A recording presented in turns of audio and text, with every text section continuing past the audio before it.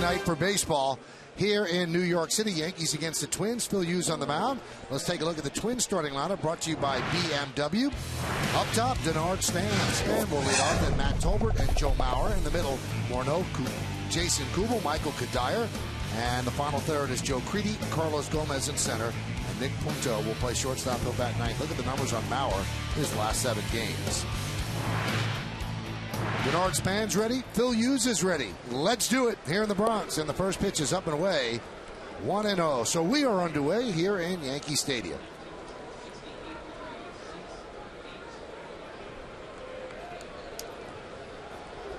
Span can run. You want to keep him off the bases. 5 for his last 15.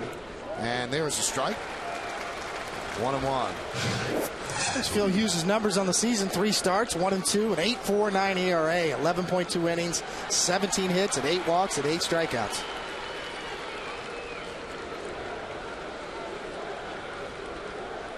Pitches upstairs. And here's the G pitcher scouting report. 35 days to 23, Paul. He's not even 23 years old. He's still young. Certainly not a guy you want to give up on at this point in his career. Handle the lefty batters a little better. He's been getting worn out by lefties. 9 for 14 since his Detroit start. And just get deeper in the game. You know, he's 7 out of his last 10 starts. He's failed to get through 5 innings. So, you know, those are the 2 things. Handle lefty batters a little better and get deeper in the game. Give him some innings.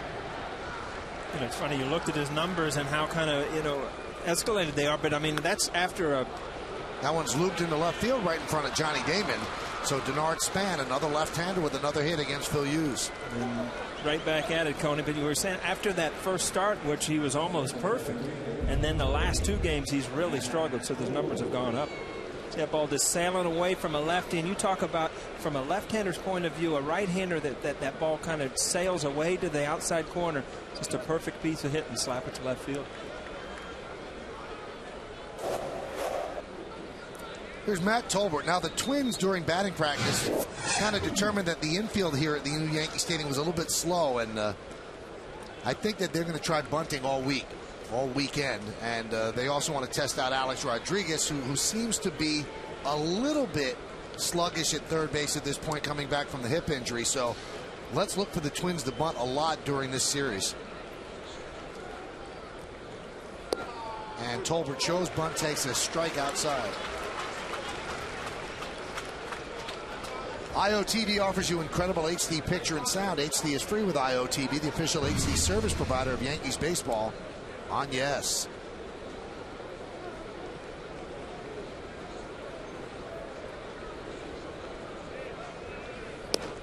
And there's a strike. Does the weather get any better than this, O'Neill? I was just going to say, though, Michael, you get so excited. You want to be a weatherman. This is like the best time of the day for you when you get the weather report. All Let's right, hear it. Let's look at the game time weather conditions presented by Bigelow Tea. 67 degrees, 72% humidity, 10 miles per hour wind, forecast cool and cloudy. Need another job. The 0-2. Strike 3. Matt Tolbert is down looking.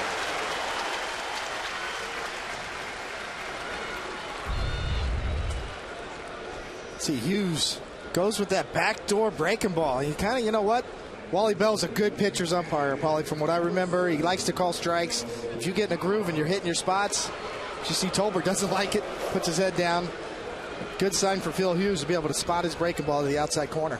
Difference there is Tolbert was talking to himself. If I'm walking away, I got to be talking to Wally Bell right now. Like, that ball never touched the outside corner. It just was out and around. But, you know, now I can appreciate when I watch it on these monitors how good you guys are at making that ball end up on the outside corner. Save that tape. O'Neill just complimented pitchers. Snap throw to first, and Span is back. Just on the monitor, though. It had nothing to do about being on the field. Coney, I mean, there's leadoff hitters that get on base and you don't have to worry about it. And then there's those leadoff hitters that run. It seemed to kind of get you out of your rhythm early in the game. Here's Joe Mauer. A strike. Very simply put, Joe Mauer is one of the best players in baseball. And he missed a lot of spring training in the beginning of the season with a bad bat, but he has come back big time. He is 10 for his last 23. 2-time batting champion as a catcher. And he's the only American League catcher to ever win a batting title. He has a 7-game hitting streak. He's hitting .481 during that time. During the offseason, he had surgery, had a blockage leading to the kidney. And they say that the back surgery or the back injury had nothing to do with that surgery. But he did suffer from really lower back pain during spring training. They shut him down completely. He's too valuable for this franchise. 1-1. Let's see if they can turn two. There's one. Under first. It's a double play. So Phil Hughes gets Joe Mauer to bang into a 4-6-3 double play. Cano to the captain. Back to Teixeira. Twins nothing. And the New York Yankees coming to bat.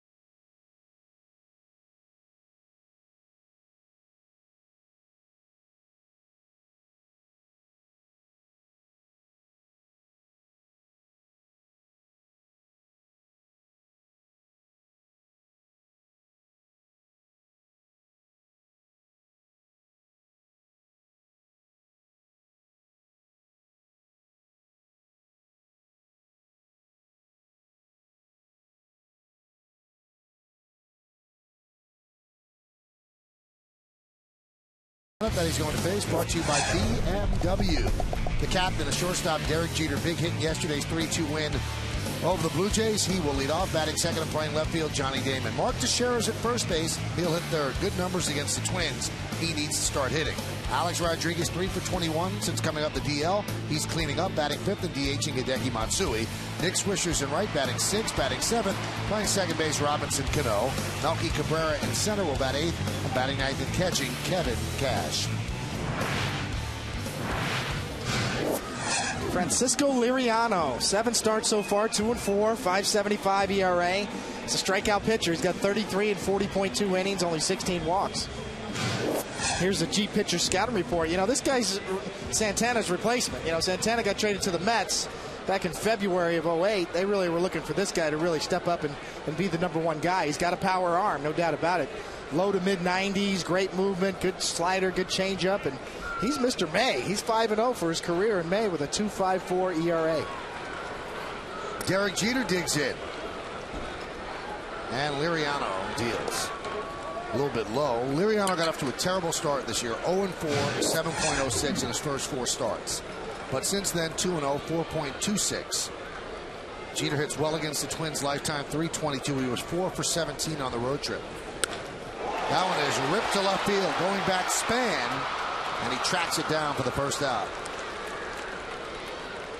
Let's take a look at the Minnesota defense, brought to you by our good friends at Home Depot. We've already seen Span at left. Carlos Gomez, who can run with anyone, he's out in center. Michael Kadire in right. In the infield, Creedy, Punto, Tolbert, and Morneau. That's third to first. Maurer, who won the Gold Glove behind the plate last year, is behind there tonight. Liriano is on the mound. A big part of this organization is defense, and you've got to have speed. And their home ballpark is AstroTurf, where speed is such a weapon. And you know, you look at that first ball right there. Span gets a great jump on it, makes it look like an easy play, but that wasn't a fly ball. I mean, that's a line drive driven over your head that can give a lot of outfitters a lot of trouble. Well, Johnny Damon has a 10-game hitting streak, and as we mentioned, all 10 games he's had an extra base hit. That ties a Yankee single-season record held by Don Mattingly and Paul O'Neill. Mattingly were all home runs, though. Mine were probably little doubles. That's when he got on that home run streak, I'm sure. Well, you got four of them off of me opening day, your debut at the old Yankee Stadium. So I contributed to your cause. It's the catcher's fault, though, Coney. It wasn't yours. Oh, now Johnny Damon spoke about, you know, being mentioned in the same breath as those two great players. Let's listen. I feel honored. I mean, those two guys have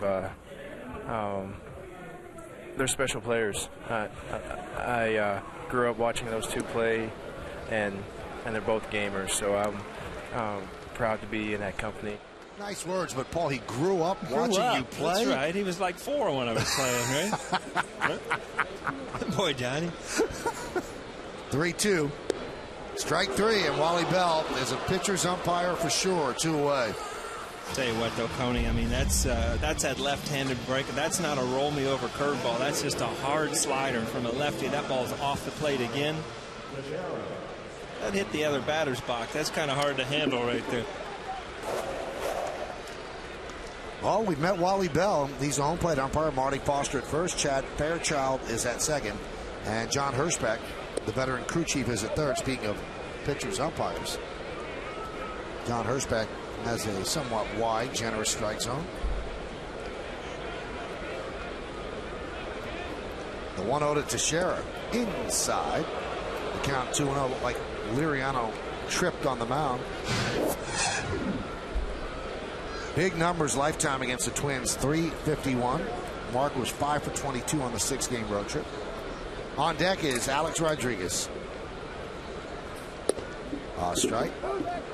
It'll be Rodriguez's first at bat since a somewhat tumultuous winter, hip surgery, and he opened the season on the road. It'll be interesting to see what kind of reception he will get.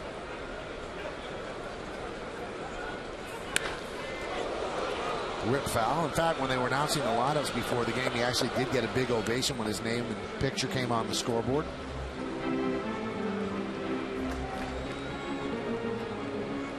Alex was by the batting cage, and I was standing off to the side, and I mouthed him, "What do you think of the place?" And it just went, "Wow." So he likes the new Yankee Stadium. A 2-2. 3-2 to Teixeira.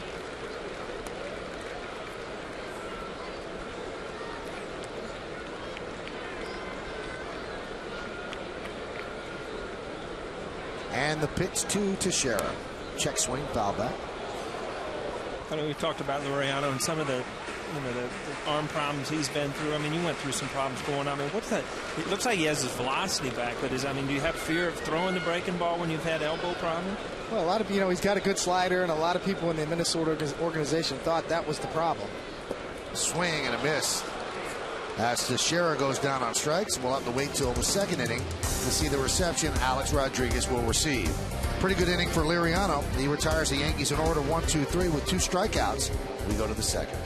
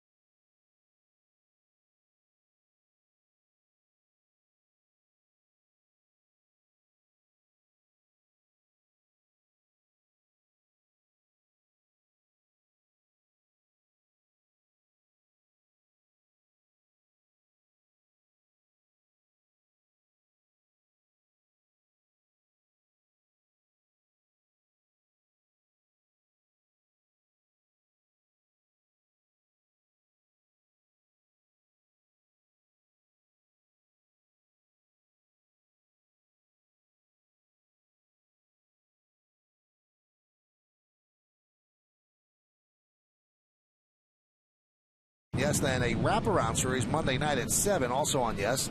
Then the Birds come to town Tuesday, Wednesday, and Thursday night. 2 games on My 9, Tuesday and Thursday, and on Yes on Wednesday. 7 o'clock starts. Then the Phillies come into town after that as interleague play begins. Here's Justin Morneau. And there's a strike. David mentioned earlier the struggles that Phil Hughes has had against lefties. He's going to be tested against this Twins team. They stacked the lineup with left-handed batters, good left-handed batters. The 0-1 for Morneau, his 28th birthday he's spending here in the cleanup spot at Yankee Stadium. Off to another good start, 9 home runs, 29 runs batted. And then Twins come in one game over 500 at 18-17, and they were 5-1 on their just completed homestand, taking 2 of 3 from Seattle, sweeping Detroit. Missed outside. Well, you're right, Michael, about the power that the Twins show. 27 of their home runs this year as a team have come against right-handed pitchers. Only 4 home runs against lefties. Tried to golf an inside pitch, fouled it back. They're kind of the old way of baseball. You have a couple superstars with Morneau, and then you kind of fill around with guys, and you platoon guys. You play good defense, you play hard, you get a couple good pitchers, and you're in the game day in and day out.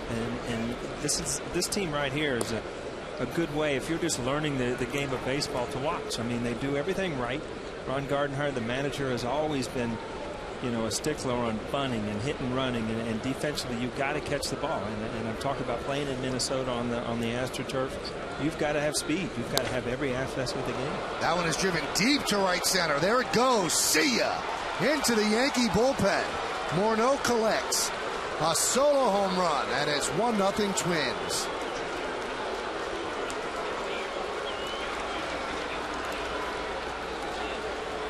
A birthday blast for Justin Morneau. I tell you what, as a left-handed hitter, I mean, if you're going to throw that curveball down and in, that little breaking ball, you've got to get it either in the dirt that you used to do all the time. You cannot leave it in the hitting zone. And that ball ended up right over the middle of the plate, not even in or half.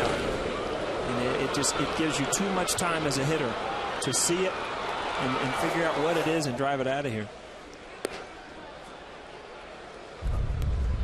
You see the location of this pitch is probably supposed to be down and in off the plate. It ends up down out over the plate.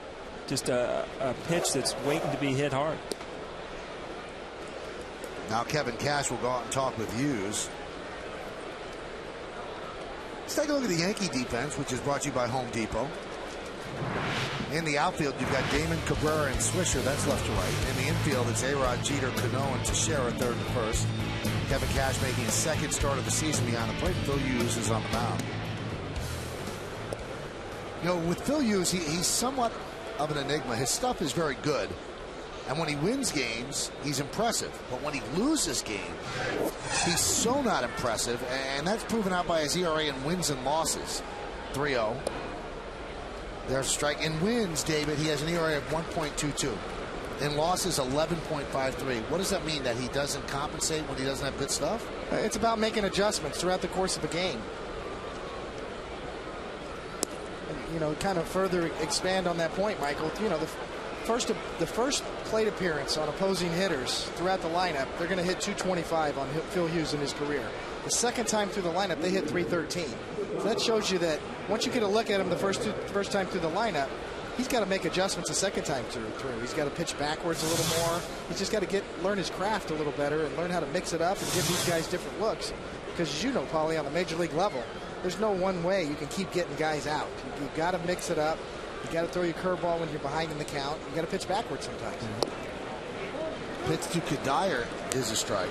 I always thought that the pitchers, it had 3 or 4 good pitchers. What made them tough is, if you didn't see their third or fourth pitch till your third at bat, guys that got you out, your first time up, and you've seen everything they have to offer throughout the game, then I'm going to have success against them. But all of a sudden, even if I've got to hit my first or second time up, and I'm in a big at bat my third time, and he'll flip me a curveball, and I haven't seen it, that's a good way to get guys out later in the game.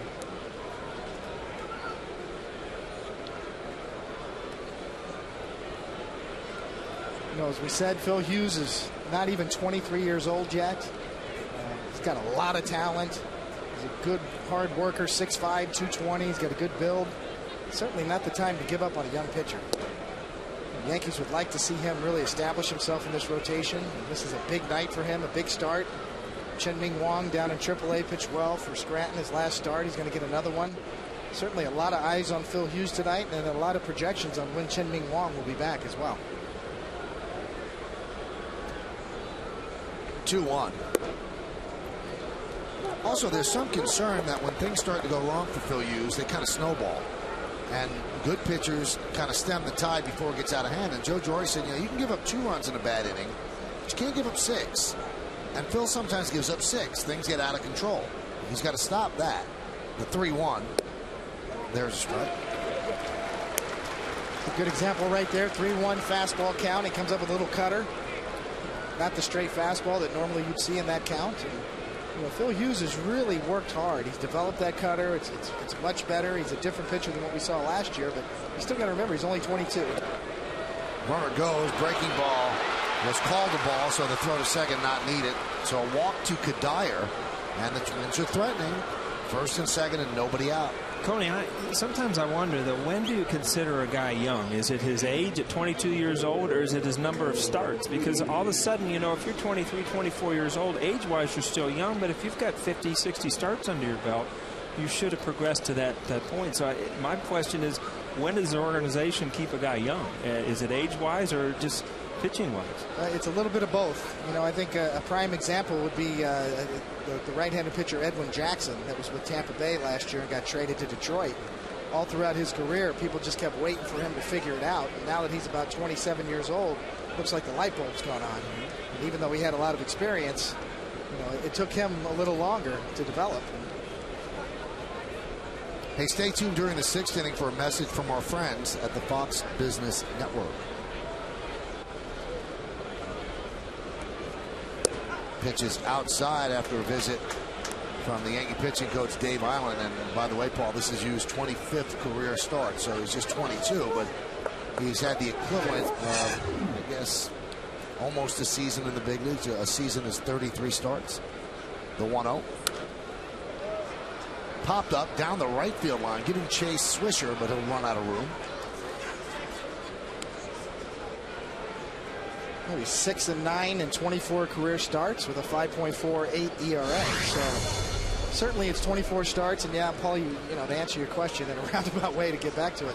Yeah, I mean, it's a combination of both. I still think he's still learning his craft. I think he has a great work ethic. I think he's got a lot of talent.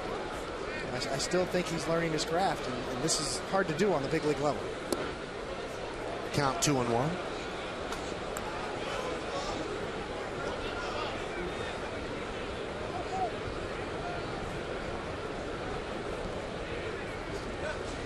Creedy signed as a free agent. They were worried about his back. He was with the White Sox.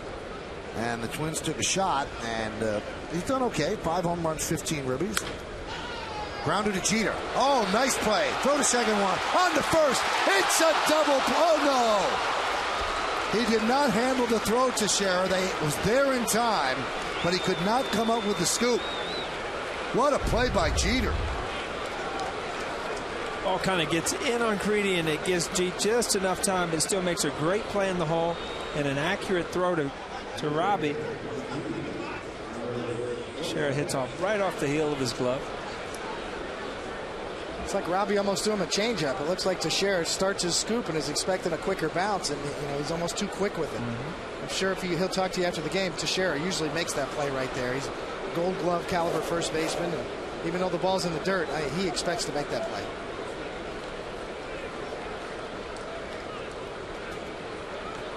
No error on a double play. You can't assume a double play. First and third, one out. Here's Carlos Gomez. Coney, that's a big double play there, because now you've got a guy on third base with one out. And I know if you're pitching, you know, you get that double play, you figure you can save an inning without giving up a run. Now you're almost giving up a run right here. And this is a very tough guy to double up. Carlos Gomez. Could not hold up. One thing that you got to be brutally honest about Teixeira, he's a Gold Glove first baseman. He has not been that great. Maybe he's taking his offensive woes out on the field. He has not come up with scoops a lot this year. He's made some sparkling plays where you go, oh, there it is. But we haven't seen a lot of it. He's a much better first baseman than he's shown. The 0-2 just missed outside. This is in super slow-mo how he could not come up with a scoop. It almost looked like it came back on him. He was expecting it to go out toward the outfield and came back toward the body. But it was a throw and plenty of time to get Creedy.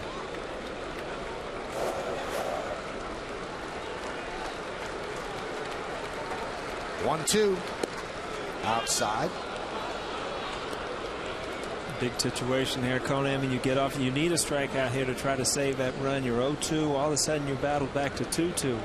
You know, and as a pitcher, you still have to go for that strikeout to try to keep that ball, you know, that guy on third. 2-2. Breaking ball, strike 3. That's a big strikeout for Hughes as Gomez is down looking. I don't think it's quite where he wants it. You see Cash setting up outside. He's got to reach all the way over the inside corner, but Wally Bell tracks it. Looks like maybe around the plate, gets that front corner. Got a lot of plate there, a lot more than you think. You can see Gomez. This is what we call a front door breaking ball, even though it wasn't by design. As you see, Cash had to reach a lot. And to Wally Bell's credit, he read the pitch, stays with it, and makes a good call right there. We usually don't get those calls when the catcher's got to move that glove. Here's Nick Punto. Pitch outside. So Morneau started the inning with a home run. A walk to Kubel, a walk to Kadire, then Creedy hit one to Jeter. They get the force at second. A strikeout to Gomez looking. And Hughes looking to get Punto to escape giving up just one run on the homer. 1-1. Well, one thing Phil Hughes has been very good at throughout his career is with 2 outs and runners in scoring position. Opposing hitters are only hit 192 off of him throughout his career, 10 for 52. So we've been talking about Phil Hughes and his struggles as of late. He's been very good in these situations. It's funny, you're almost thinking, you know, go back and look at some film and see if he pitches different. And you see a lot of breaking balls. He looked very comfortable trying to get big outs with the breaking ball.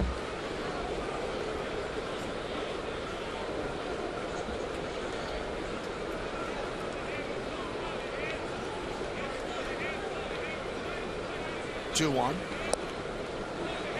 Missed inside. One pitch away from loading the bases for the leadoff batter, Denard Span. Take another look. See Cash setting up inside.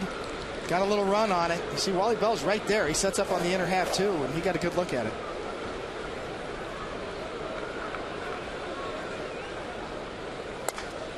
Grounded to Teixeira. He steps on the bag, and that's going to do it. All things considered, not a terrible inning for Phil Hughes. 1 run on a home run by Morneau. Due up, Alex Rodriguez. What kind of reception will he receive? We'll listen.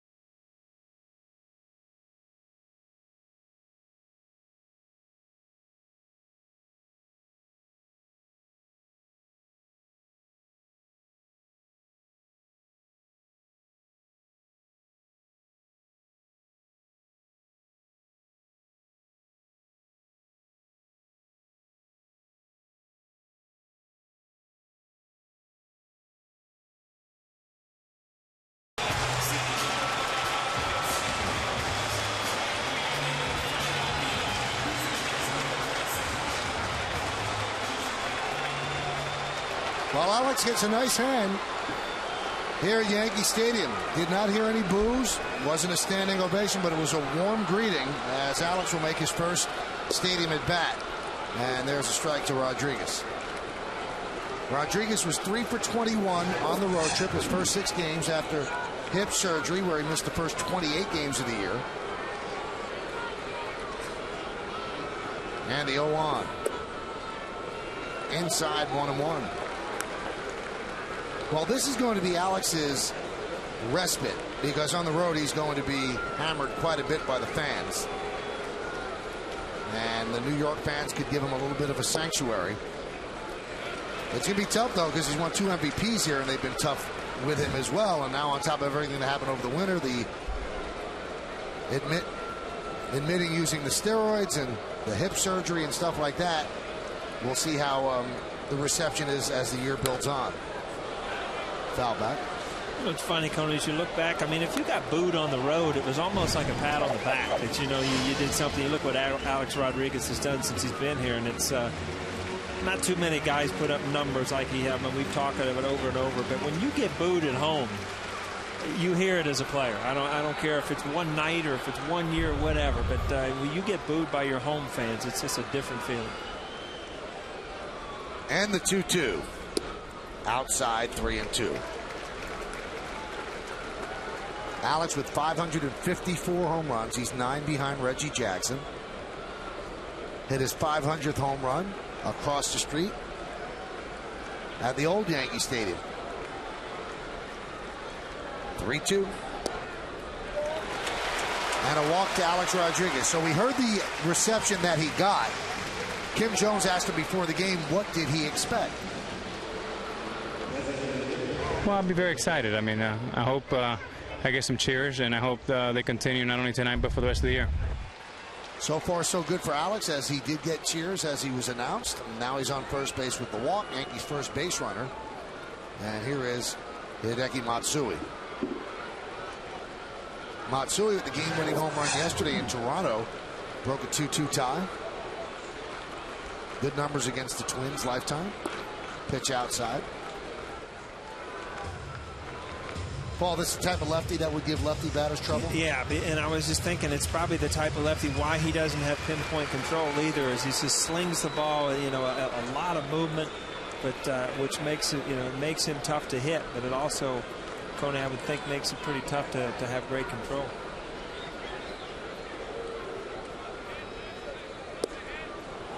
And if he's going to hit that part of the plate, Matsui's going to have trouble because his first move is always toward first base.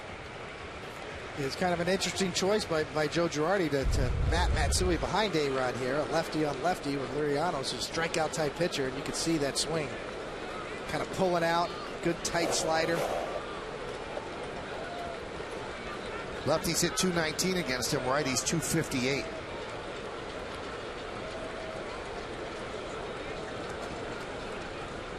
One. Slow roller towards second. There's one. No return throw, so they get the force on A-Rod.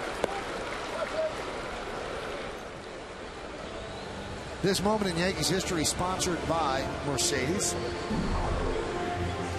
May 15th, 1941, Joe DiMaggio began his 56-game hitting streak with a single off Edgar Smith of the White Sox. Your Mercedes-Benz Tri-State dealers on the web at searchmercedes.com. You realize how amazing that record is when Ryan Zimmerman of the Nationals just had a 30-game hitting streak, and he wasn't close. It wasn't even close. I mean, 30 games is an impressive hitting streak, but he was still 26 away from tying. You heard Brandon Phillips last night. They said somebody's going to break that record. Brandon Phillips is a second baseman of the Reds. Yeah, somebody's going to break it. It was a big story in Cincinnati before I left. What was his thinking? This is possible, and he's got like an 11-game hitting streak going now, so I guess he's on his way. But to me, that's an unbelievable thing. Just the consistency day in and day out to do that. Well, if you look at his last game, he got walked twice, so he really had 2 chances to keep the streak going. That's really the problem, as you know, Paulie. You know, I would pitch to the guy, but if the game's on the line, and you got a hot hitter, take first base. You know, I'm not going to give in to him. And that's what happened with Zimmerman. He's in a tight game, and he gets walked twice, and he only had 2 at-bats to extend that streak, and that's what you run into, and that's why it's probably one of the hardest records to break in all of sports, I still believe.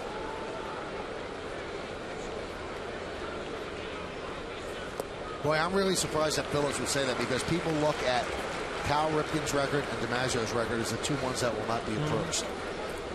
I don't think anybody will go near Ripken's because nobody is allowed to play every single game anymore.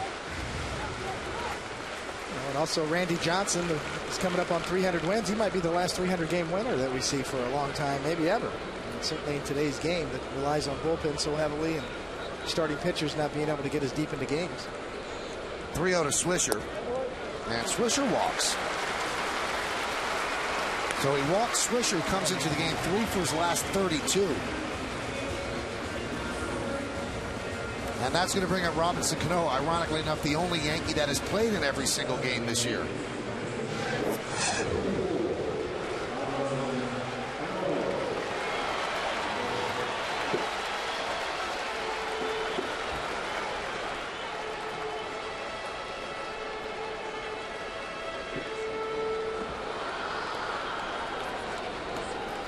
Cano 7 for 24 on the road trip. Yankees were 4-2 on the road trip, taking both series against the Orioles and the Blue Jays. And there's a strike. And taking 2 out of 3 against the Blue Jays was significant because that's the first home series that the Blue Jays have lost. CC Sabathia, second straight good start, won last night. And there's CC. Tony, you said that the Yankees are very capable of, so Robbie fouled that off, very capable of putting together a long string of wins. And the way it starts is your number 1 guy, your number 2 guy, when they get into a rhythm and start giving you, just almost guaranteed wins out there. And that's what Sabathia's been the last couple times out. So easy, he's tired. You see that? Well, that's a starting pitcher the day after you pitch right there, Paul. You catch me on the bench, my mouth would be open. That's what I call a goon. You get a good goon going with your mouth open. Kind of just daydreaming on the bench. Amazing. You have absolutely no chance of entering this game for anything.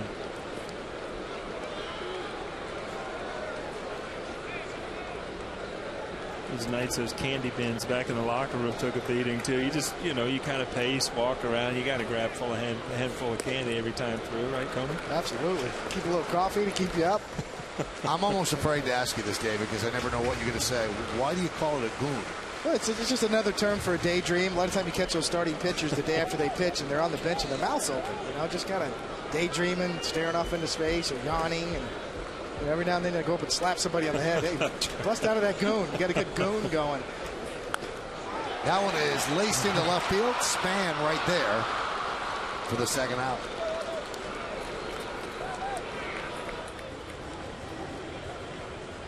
Usually we get a 3.5, 3:45 game here. O'Neill's into a goon. I got a big league goon.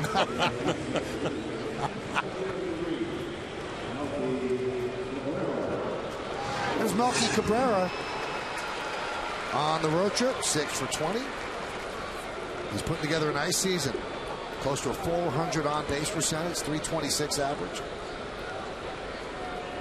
I'll have to work with Johnny Moore, our director down there to catch you. I have a little goon meter going this year. Might go on the pitcher sitting on the bench. Swing and a miss. You look back at Melky, and it was, he and Gardner really fought hard with that center field job. And you come into opening day, it's always nice to win that starting job. And they kind of said that he had lost the job. But I think that was just enough incentive for him to, when he got his chance, and he's done nothing but look back and play well.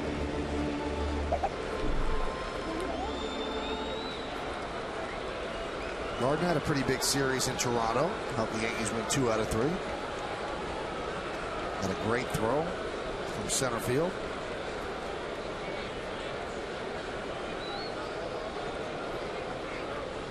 You're going to need Gardner, Paul. If you remember in '98, we had a guy, Homer Bush, that came off the bench with speed. A good luck charm. Seemed like every time he played, we won. Here's that throw we're talking about from Gardner. And that one is popped up off the bat of Melky. Tolbert is there, and he'll put it away for the final out of the inning. No runs, no hits, no errors, and 2 men left. We played 2. It's 1-0 Twins.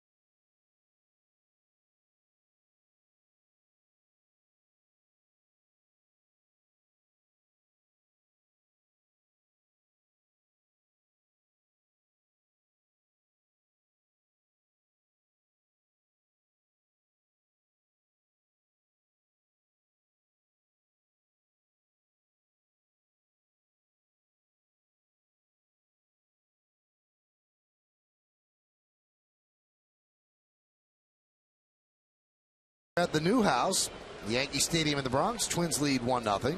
Top of the order for the Twins against Phil Hughes. And there's a bunt, and it's a foul ball. On the Modell's scoreboard, 1-0 Twins. And Modell's is the official sporting goods retailer of the Yankees.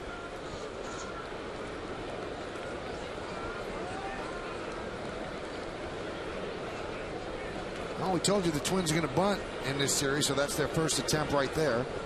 And that moves Alex Rodriguez a bit more on the grass at third.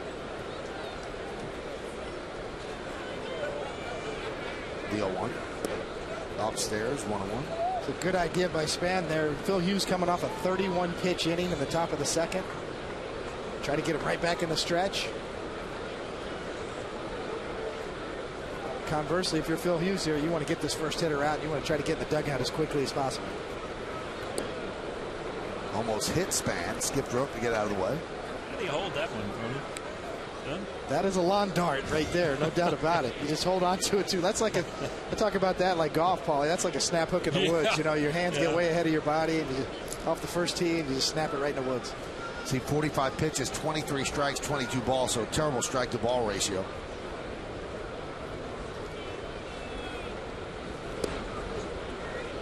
And the count now 3-1.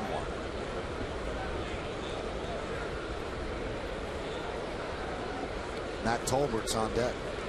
Yeah, that was probably a changeup. You know, Phil Hughes has been working on his changeup. He hasn't been able to use it successfully so far this year. And he walks Span. Third walk. Excuse me, Michael. Certainly not the start to the inning that you wanted.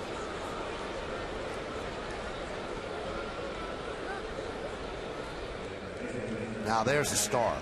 Kareem Abdul-Jabbar, who's a huge baseball fan. Big Brooklyn Dodger fan growing up. Enjoying the new leg room at the new stadium. And there's Kate Hudson. Movie stars are out today. She's such a big star, Paul, they named a river after her here.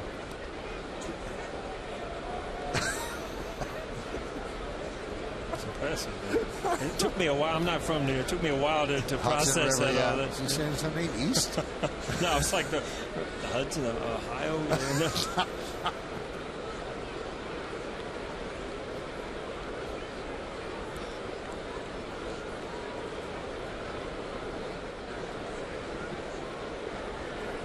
Pitch to Tolbert is low, 1-0. We talked earlier about Ron Gardner, how they like to play the game right. I mean, a big reason Tolbert here right now is because Casilla, their starting second baseman, was sent out of here. I mean, he had a couple games where just things didn't go well. He wasn't hustling, and see you later. Go to the minor leagues. We'll bring somebody else up. They get the lead runner there. That's all they get. So good play by Cano to get the lead runner of the speed. And Denard Span's out on the 4-6.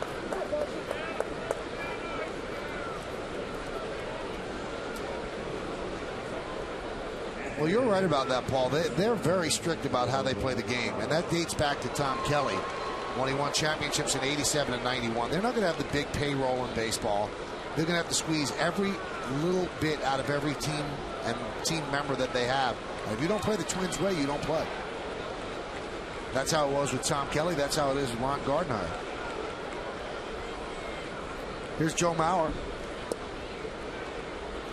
Tough team to go pitch against, David, because they're so fundamentally sound. Yeah, they're very, especially tough at home. You know, obviously they're going to get a new ballpark next year, which is a big move for their organization and their franchise. They're really looking forward to it, but they've really had a home field advantage in the Metrodome for all those years. And tailor-made for that ballpark. Beat it on the ground, good speed. Nice block there by Cash. Well, they're well positioned, you know, with some young stars, you know, Morneau obviously and Mauer, to move into a new ballpark in Minnesota. They've been struggling for years to try to get a new stadium up there. And the other poster child they have was Torrey Hunter, and they didn't keep him. They let him go to Anaheim and for Los Angeles, the Angels. So, you know, they've decided on what kids are going to keep to try to build this organization around, and then you're looking at one of them right here.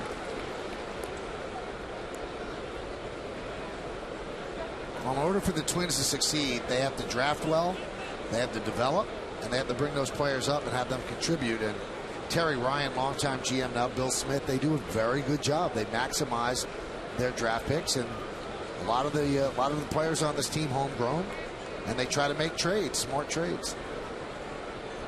Tony, I just got a note here as you look at the scouting report here.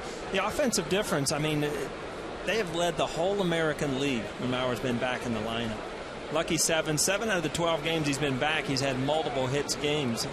And I mean, he's just all-around athlete. He was a tremendous quarterback in high school, just an all-around good athlete that ended up playing baseball. Tony, I'm looking at a note here, career at the Metrodome 4-2. How could you only have a 4-2? That's only 6 decisions. A lot of no decisions, I think, there. Ground ball to second. There's one. On to first.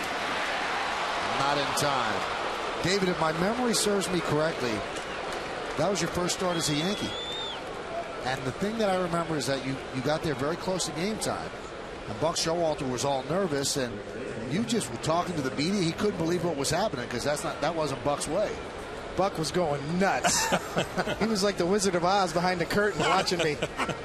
I was doing all the media interviews about 6 o'clock, Wally. Haven't even met my catcher yet. Haven't even got a uniform. Well, you were calling the game anyway. He wasn't, right? Morneau with a high fly ball to left field. Damon's there, and he'll put it away for the final out of the third. No runs, no hits, no errors, and one man left on base. Let's go to the bottom of the third inning at the stadium. 1-0 Twins.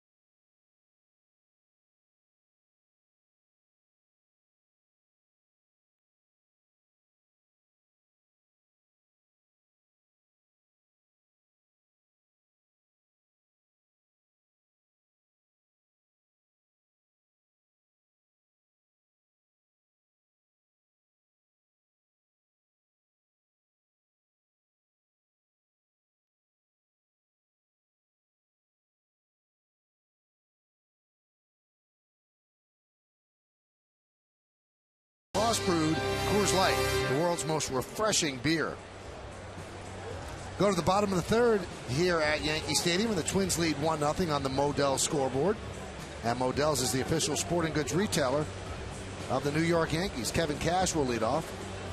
Got a big-time guest here in the booth. Kind of got the old gang together, building the '98 Yankee team all over again here on the Yes Network as Tino Martinez joins us. What's up, Tino? Not much. I was just down here today watching batting practice and listening to you guys up here, so I thought I'd come join you for a half minute. Pitch to Kevin Cash is upstairs. Better on a Friday night. I mean, we've seen Jabbar in the stands, Kate Hudson, Tino, Richard Gere was up here early, and now we got Tino on the air. Yeah, I don't think I belong in that company, but it's nice to be here with you guys. This is heat on a Friday night in the Bronx, huh? Well, you definitely don't belong in the Kate Hudson category. Right? I'm not that excited to see you. I saw O'Neill get in the elevator at like 5:30. He's heading down. I came up and said, "What are you doing?" He said, "I just saw Tino." That one's under the glove of Creedy, and it rolls down the left field line. Kevin Cash going for two. He'll get there and lead off double for the Yankee catcher.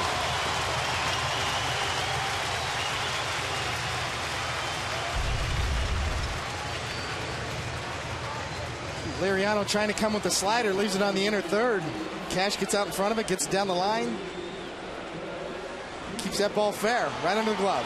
Tina, remember we used to hit those balls, and it seemed like it took a half an hour to see if it was going to get by that infielder or not? Absolutely. You know how mad you get when the guy picks it, even way down the line? No. And you know you and I aren't beating that out, so that's the hard part.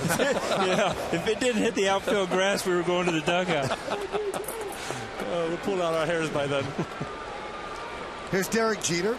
Derek lined out to left field in the first inning.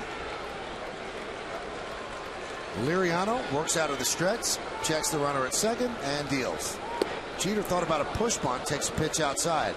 No, they called it a strike. Now, Tino, you were in uniform. Obviously, you're a special assistant to the Yankee GM, Brian Cashman. Are you here for any specific purpose, to work on anything?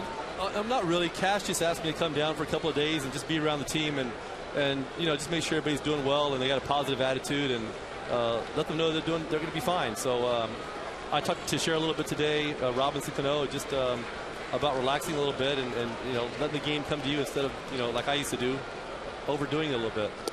Now, you kind of went through the same thing that Teixeira went through. In 96, man, they hated your guts. I mean, the first month, Donnie Baseball, they kept chanting, and then you had that big grand slam in Baltimore and turned things around. Do you see the same things happening to Teixeira? I think so, a little bit. I think he's handling a lot better than I have. You know, when I came in, obviously it was a tough situation following Donnie. And you start to press a little bit. As soon as your average goes down, you're hitting 190, 200 in the middle of May. You really start to press, and you want to do well for the fans, for your teammates.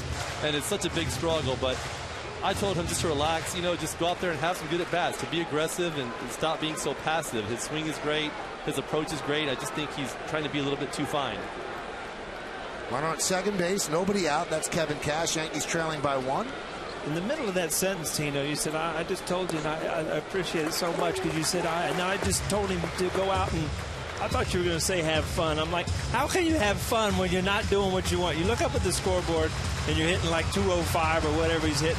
You can't have fun as a major league player when you're not doing the things you want to do. No, you can't have fun. And the thing is, as long as your team's winning, you're okay. You can battle through it. Well, every time you lose a game, you kind of take it personal because you're not hitting. And you think, you know, if I would have hit today, or if I had my swing going, the game could have been different. And you really get upset about that. You know, Coney used to say that stuff, too. You know, if O'Neill Martinez would hit, I'd have more wins. But you do take it personal. So Jeter walks. Do you sense that he's a little tight, or you think he's handling it okay, Teixeira? I think he's handling it great. You know, I just told him, you know, basically I watch him on TV. His swing is great.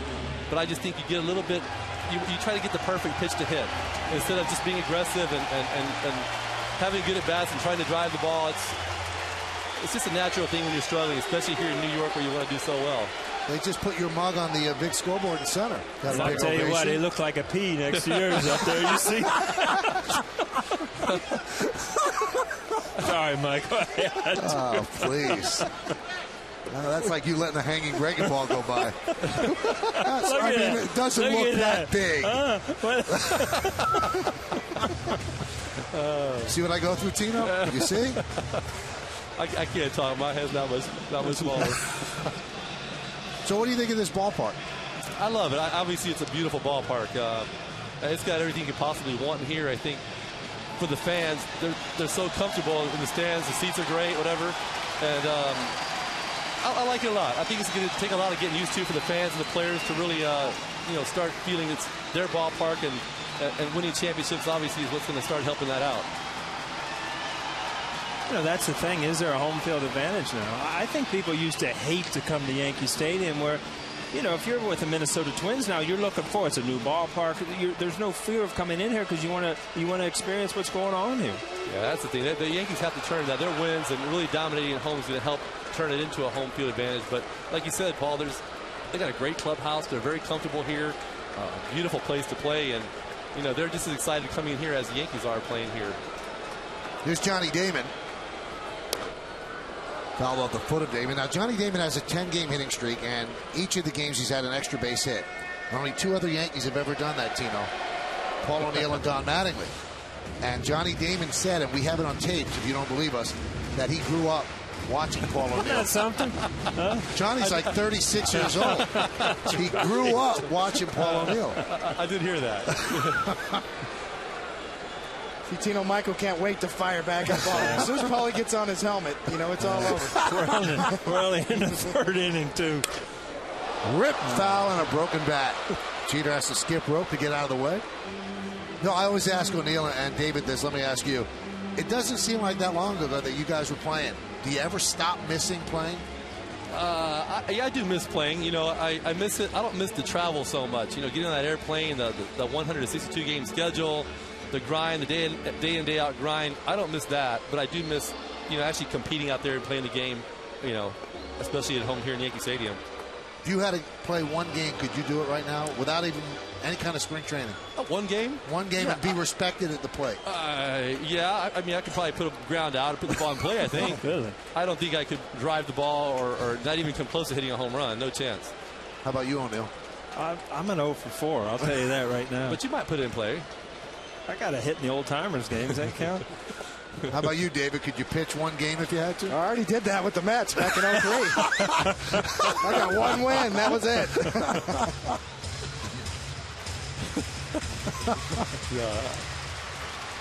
It's 1-0 Twins. Yankees threatening here in the bottom of the third. First and second, nobody out. A 2-2 count on Johnny Damon. Damon struck out looking against Liriano in the first.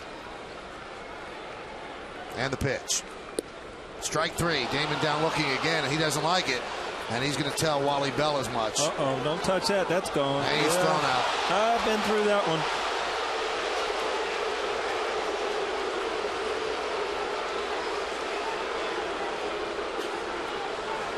I can't blame Johnny right there. You know, I think the first at bat we all saw that ball was way off the plate on the outside, and now he rings them up one way inside. So that is pretty frustrating, especially with men on base in a clutch situation. And that from the overhead will show. I mean, the first pitch was in the other batter's box, but anytime as a player you show them where that ball is. See, he's been on the outside batter's box and the inside. That's a large plate. And you can see he's saying that's twice because he didn't like the call in the first either. Yeah, Joe Girardi didn't have time to get out there. You can see he's trying to get there and save him, but it's just too late. Johnny's gone. Well, here's Mark Teixeira, who Tino was talking about. Mark struck out in the first inning. And that's a big loss for the Yankees because Johnny Damon has really helped carry this team offensively when other people have been struggling. Now, Tino, from what I took from what you said, you think he's taking too many pitches, being too selective up there? I think he's just trying to get the perfect pitch to hit every at bat, as opposed to just like seeing it and attacking it wherever it is. And when you do that, you tend to just miss the ball by a hair. You pop up, you roll over by a hair, and you're just not as aggressive as you are as when you're going well.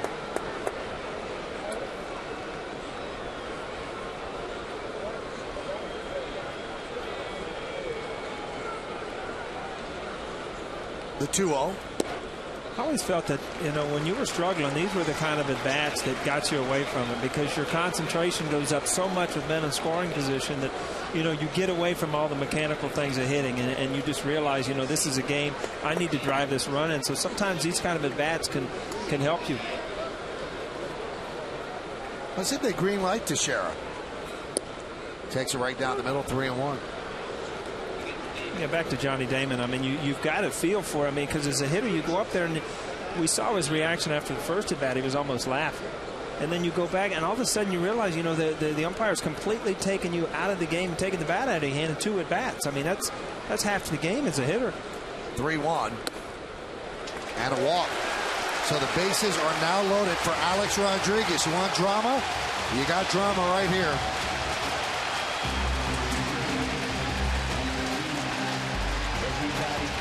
Well, Alex in the second inning, his first at bat, he walked. And if he wants to be embraced by this Yankee crowd, a big base hit would do it here. He has 17 grand slams in his career, a .347 batting average with the bases loaded. Kevin Cash is at third, Derek Jeter is at second, and Mark Teixeira is at first. Yankees are down by 1. How tough is it for Alex? This is only like his 11th game, Tino, 6 in the big leagues. Yeah, if it was me, it'd be tough. Even though he's had some minor league games under his belt, you know, you need a few at-bats to really get comfortable. But, you know, he's one of those guys that can make something big happen right here, and hopefully so. And the pitch. Off-speed pitch as Alex was out in front.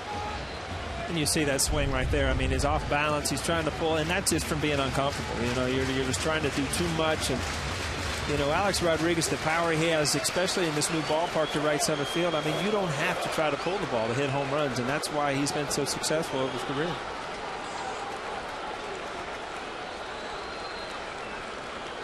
Alex, 17 grand slams. Tino Martinez had 11 in his career.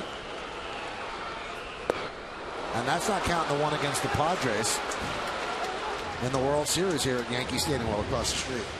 Yeah, that was obviously a great moment for myself, especially in the postseason, the World Series, and in Yankee Stadium. So that was something I'll never forget. Slider there that Alex swings over, and the count quickly 0-2. A great moment for me too, Tino, because I had popped out like 2 hitters before you. That way to pick me up, see? Mark Langston won't forget it either. I wish he had Wally Bell back there, because it would have been strike. Yeah, was that 2-2 pitch a strike, Tino? You know what? It was close. I thought it was down. I thought it was down a little bit. Here it is, memory lane, Tino. Yeah. Wow. I thought it was down, and I worked 1 year at ESPN when I retired. And when I got there was one girl who worked there who happened to be the ball girl for the San Diego Padres that year. And she tells me, hey, that 2-2 pitch was a strike. And I honestly hadn't seen that at bat in I hadn't seen it since I hit the grand slam besides the highlights.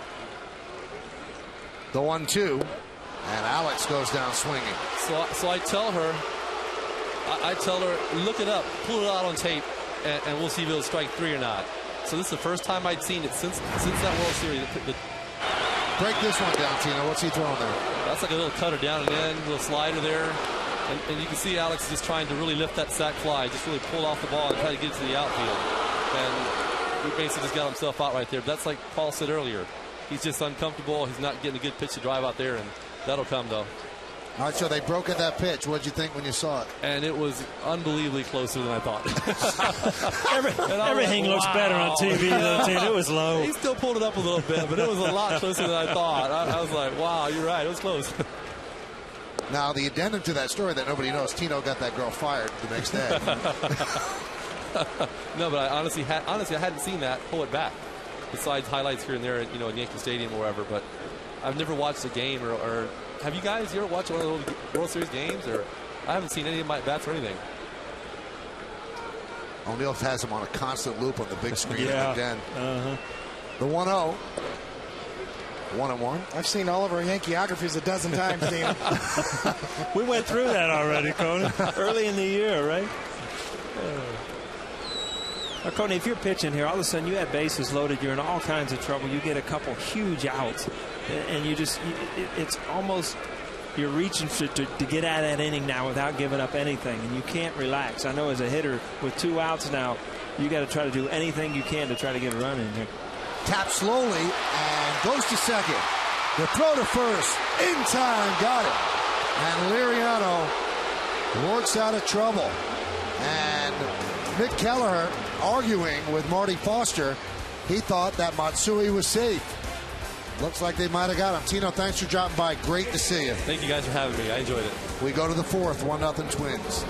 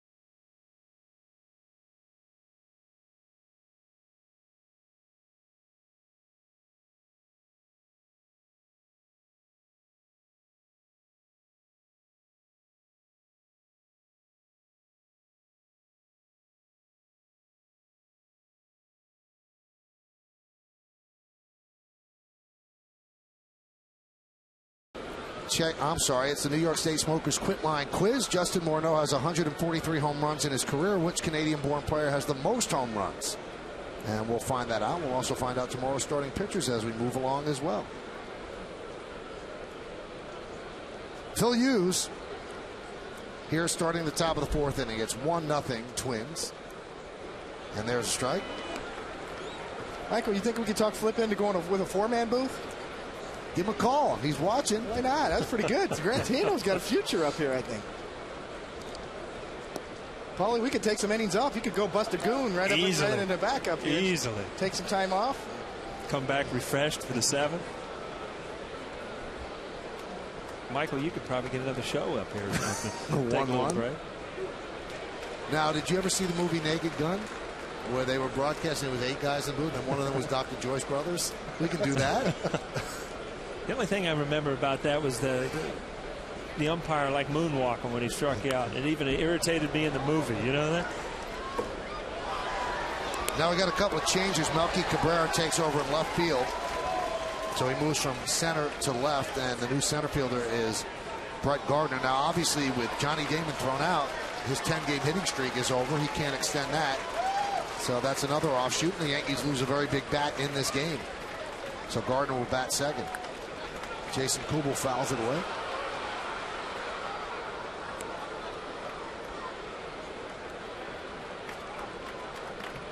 Coney, you and I down the road are going to say, yeah, we grew up in the booth watching guys like Johnny Damon and stuff. You know that?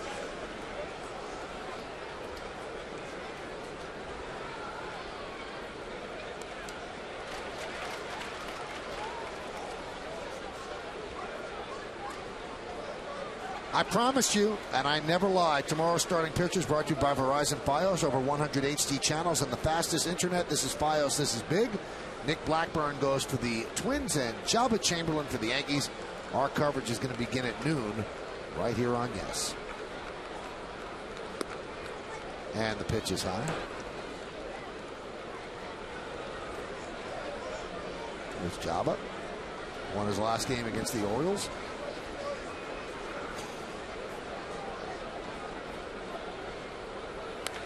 Hot shot up the middle, a base hit for Jason Kubel. Boy, has he been red hot of late. He's now 32 for his last 82. That's closing in on 390. He handles right-handed pitchers very well. See, Hughes wanting to get that first out of the inning. You know, he's starting to right himself and just misses. Trying to go down and away, got it up and out over the outer third. Tries to finish with a fastball away, and that ball just doesn't quite get where he wants to, and Kubel just delivers it right back up the middle. Phil Hughes with 62 pitches. He has struggled, but allowed just 1 run, the home run by Justin Morneau, and the pitch to Kadire is inside 1-0. Tony, you see a lot of those pitches that the left-handers are handling, and they look like there's good movement on them, but they're kind of sailing. They don't have sink to them. We've seen his cutter early in the game, but those balls that sail away from lefties, you know, they got to sink or they got to do something to stay away from the barrel. That one's driven out to right center field, slicing away from Gardner. On the run, he can't get there. Bounces into the Yankee bullpen for a double for Kadire. So Kubel will stop at third.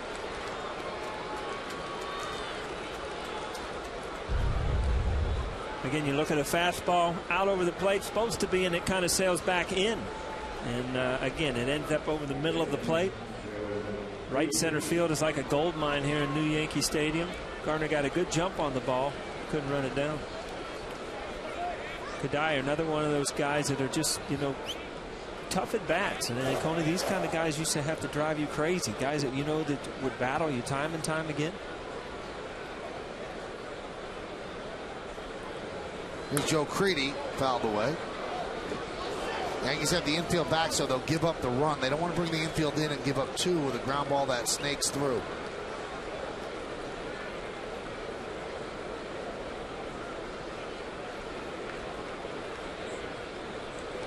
Mentioned the Twins took a chance on Creedy. Bad bat. Signed him to a free agent contract. Had a walk-off grand slam this week. Inside. Twins are 0 for 3 tonight with runners in scoring position. See, Creedy, all 5 of those home runs have come against right-handed pitchers. Even though he's hitting .348 against lefties and only .203 against righties. as you mentioned, Michael, a grand slam. His power has come against right-handed pitchers this year. 1-1. Strike. 1-2. Got a spot, a four-seamer right there on the inside corner. Creedy thinks it's a little bit in. You see his reaction.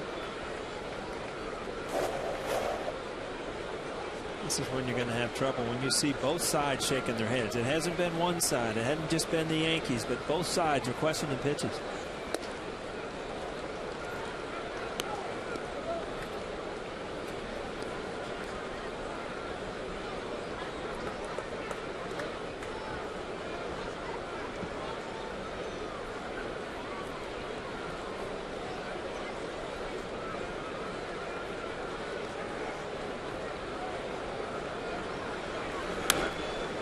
Popped up. Morneau calls off to Shera. He'll make the catch. Kubel has to stay put at third. Yankees baseball on Yes is brought to you in part by your tri-state area Audi dealers. Audi, the official luxury vehicle of the New York Yankees.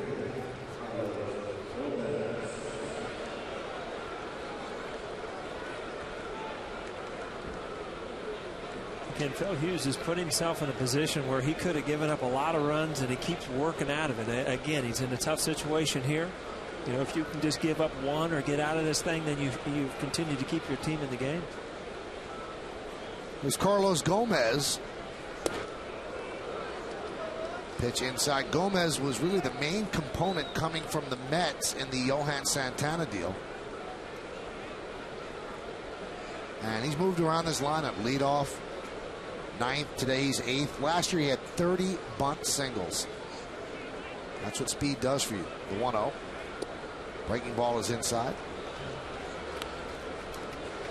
And here's a guy, if you lined up every major league player on a track and ran him, he'd probably be in the top 5 of baseball. I mean, he can do a lot of things with his speed, Michael, like you said. How many bunt hits did you have? You can count them on one hand, I'm sure. Not too many. Drags? Drag bunts? Yeah. Time right now for the Toyota text poll. And tonight's question is, who is the Twins' most potent weapon? You can text your vote to 58772. Standard text messaging rates apply. We have 3 choices for you.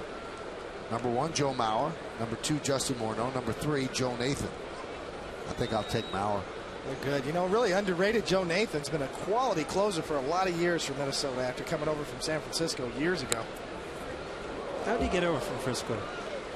The story behind A.J. Krasinski trade. It was a great trade for the Twins. That's how they got Liriano, too. That's right. Liriano originally was signed as a free agent by the Giants. Bill O'Reilly, Donald Trump. It doesn't end the amount of stars here to see the Twins. My nemesis right there. He beat me in golf over the winter. Bill O'Reilly or Donald Trump? Donald Trump.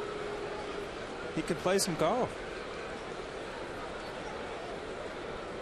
The 2-1. Inside.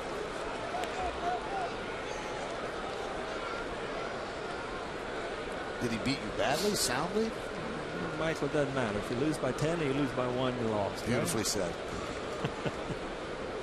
He won the club championship down there in his own course. Well, it's his course, of course. Right. 3-1. And Carlos Gomez walks, and that's going to load the bases. And Phil Hughes really is laboring through these innings, and he's only given up that 1 run on the home run to Morneau. And Joe Girardi out to talk with Phil Hughes, and there's some movement in the Yankee bullpen. That's a shot right there of the Mohegan Sun Sports Bar. At Mohegan Sun, you'll find a million different ways to play with something for everyone. Visit MoheganSun.com for more information. If you look out that window there, you can see that the Yankee bullpen is getting busy. So this was a Girardi visit and not a Dave Island visit. And Alfredo Aceves will begin to throw.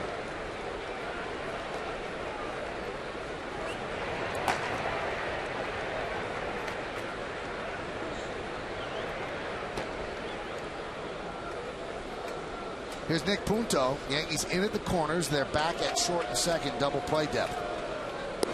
There's a strike.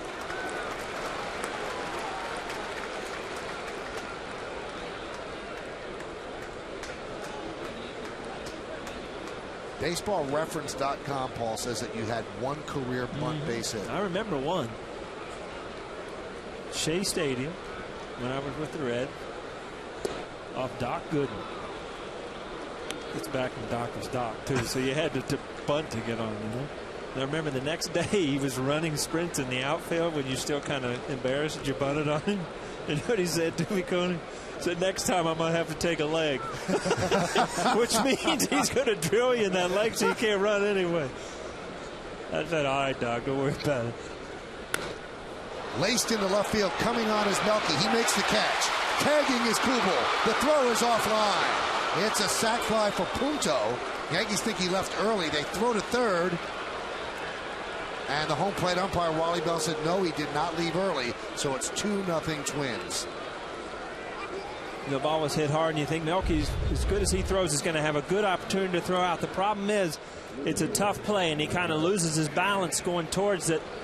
And then he has to shift it and get it going back where he just kind of threw it off guard. But it's, you know, that's a tough play to keep your weight behind it. You're going towards the line, and you want to throw the ball towards home plate. Too much going on there right at the end for Melky. No, looks like he left on time. So good call by Wally Bell. Well, he might be getting out of these jams, and what he's doing, he's robbing himself of the 6th and 7th inning because he's at 77 pitches so far, and we're in the 4th. Pitch to Span is a strike. I was going to say, this is where you got to guard against a letdown, as you see Denard Span's numbers on the year, and he's 1 for 1 tonight. But, you know, you got the bases loaded, you walked them loaded, you give up the sac fly, you don't have a letdown here. You know, you've only given up 1 run in this inning. You still got your team in the game. Jumped up 0-1 here. This is a big at-bat for Phil Hughes in this game. Outside, 1-1. He's about 1 hit from being knocked out of this game, much less, you know, and then also 1 out from getting out of this inning and only minimal damage. So really a swing spot in the game, as you see the totals right there. 41 strikes, 38 balls, 79 pitches total. 1-1, way outside. And that's the pitch right there, Paulie. He hasn't been able to negotiate tonight. And that's a big pitch for Phil Hughes, is that knuckle curveball to be able to throw for strikes, and he hasn't been able to consistently get it in the strike zone tonight.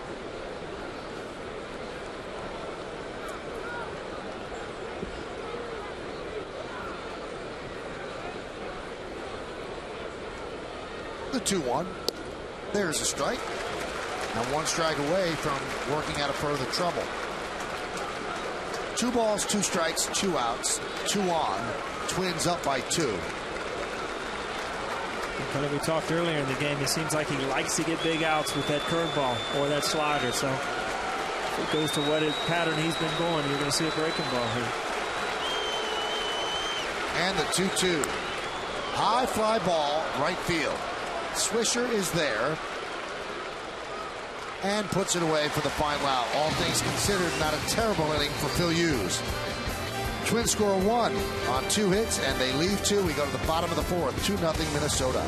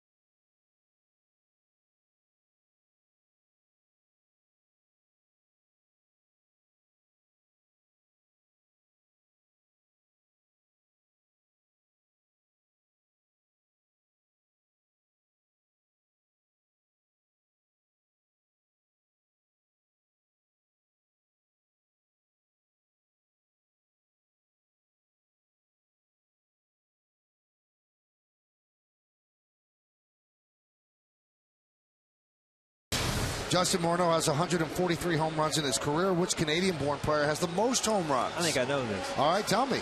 I'm going to say Larry Walker. Let's see if Paul is right for the second time this year. Yeah. Wow. Yes. Phenomenal. I think he was motivated by Tino, David. What a night. Tino picked us up here, didn't he? Yeah, he really did. Here's Nick Swisher against Francisco Liriano. Hit sharply and inside third, down the left field line. Swisher rounds first. He's going to second. The throw from Span is in time. Got him. Good throw by Denard Span and a good tag by Tolbert. Well, I'll tell you what, we talked about it earlier about speed and defense, and I'm telling you what, this was a no-doubt double. This ball right down the line. Span plays a ricochet off the wall, but he reverses it. He doesn't turn his body, completely reverses and throws an absolute strike to second base. That ball didn't come back to him either. That's just knowing where you are on the field. Put the ball right there. Not quite sure if he got the tag on him or not there. Yeah. Kind of a quick swipe tag over the bag. Got him on the right arm coming in. Cano bloops one to short. Punto is there.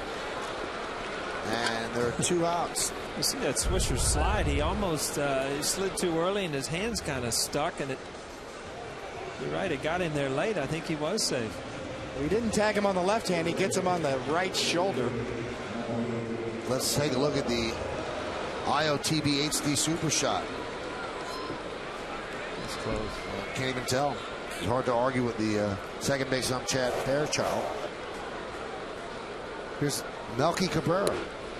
Pitch outside. It's the old school, Paulie. If the throw beats him, the guy makes a tag, or at least attempts to make a tag, generally speaking, he's going to get called out.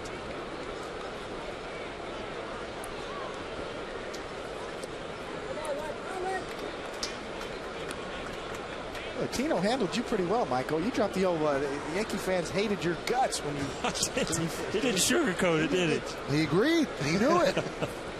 I was going to say for a day or two, but you dropped the whole month on it. Am I right? I don't know. Was Donnie baseball he on was opening day? Yeah, but the thing was, though, it's not like they got rid of Donnie and brought Tino in. Donnie retired, and I think that's somewhat made it easier for Tino. It's not like he came in and did anything behind Donnie's back and pushed him out or anything.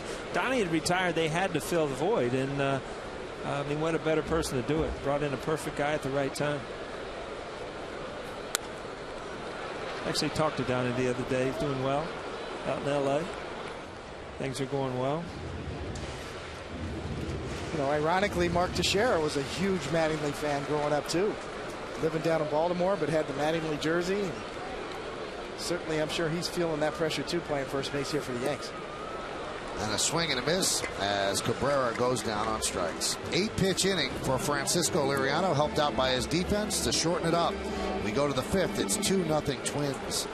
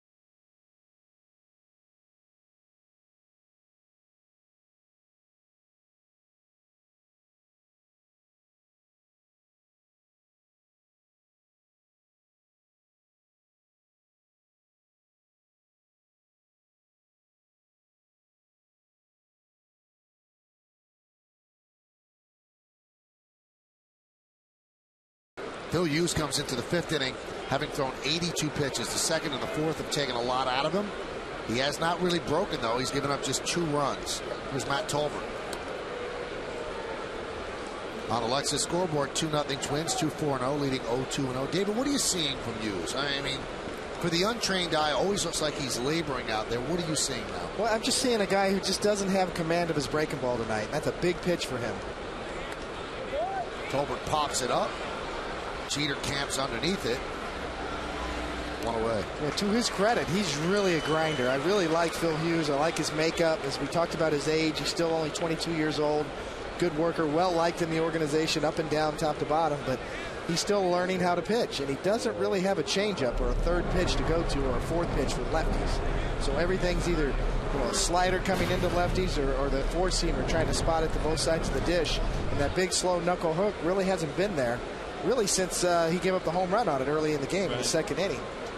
Morneau took him deep on a curveball down and out over the plate, and since that point he hasn't really shown command of that pitch. And that's his really one true off-speed pitch.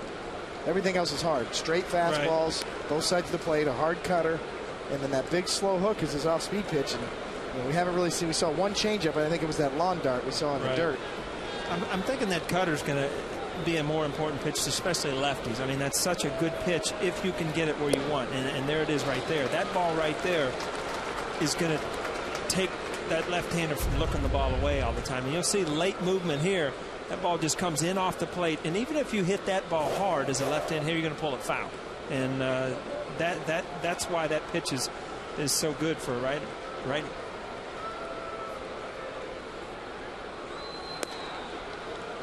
You know, this kid's got no give, Michael. You know, you really like his makeup. He's a grinder. He's still battling out there. He's got his team in the game.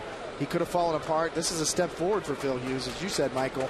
Several times we've seen him over the last 2 years kind of wilt in these type of games, and he's hanging tough tonight.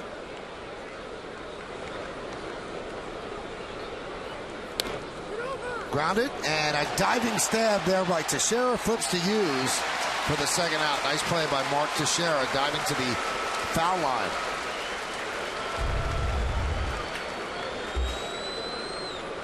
Teixeira is known for his range and his wingspan. Coming over here, the scouting report on Teixeira's defensive ability was great range, great wingspan. You can see she shows it here. He easily gets to the line.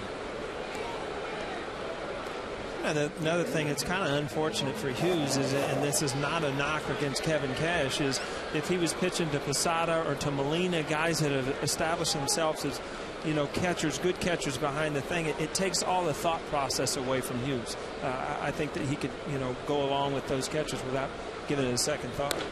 Morneau with another home run, a long shot into the 2nd deck. He's hit 2, and the Twins are up 3-0.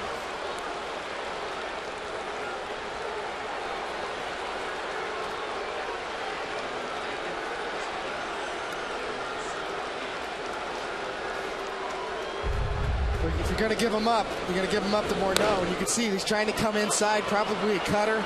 It just kind of takes a seat on the inner half of the plate, and Morneau just drills it. And he's got that kind of short, quick stroke, boy. When he gets it, you know it. There's no doubters. Watch how short and quick he gets to this ball. Morneau just beats him to the punch. And that's a home run swing all the way. You can see Cash set up inside, and this ball just kind of takes a seat back over here. Right there is where he wanted it. He kind of wanted it over here. Line drive to right field, and base hit by Kubel. So Kubel's 2 for 2 with a walk. Another home run for Morneau, his first multi-homer game since 2007. People always forget Josh Hamilton had that amazing home run derby here at Yankee Stadium in the All-Star game, but Morneau won because Hamilton wore himself out in the 2nd round. Let's take a look back at the home run derby. Hamilton just put on a show. He was unbelievable. Almost hit one out of Yankee Stadium. And he will always be remembered for that home run derby, but Morneau won.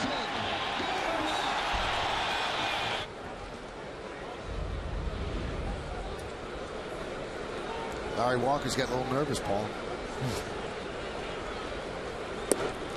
Pitch to Kadire is low. We're in the 5th inning. It's 3-0 Twins.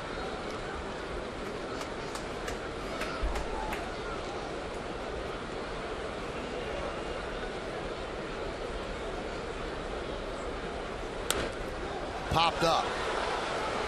Alex Rodriguez has always struggled with pop-ups. This one he handles cleanly for the final out of the 5th inning. But the Twins get a run on the Morneau home run. He had one in the 2nd inning. That one went into the Yankee bullpen. This one went into the 2nd deck in right. The end of 4 1/2. We're halfway through. 3-0 Twins.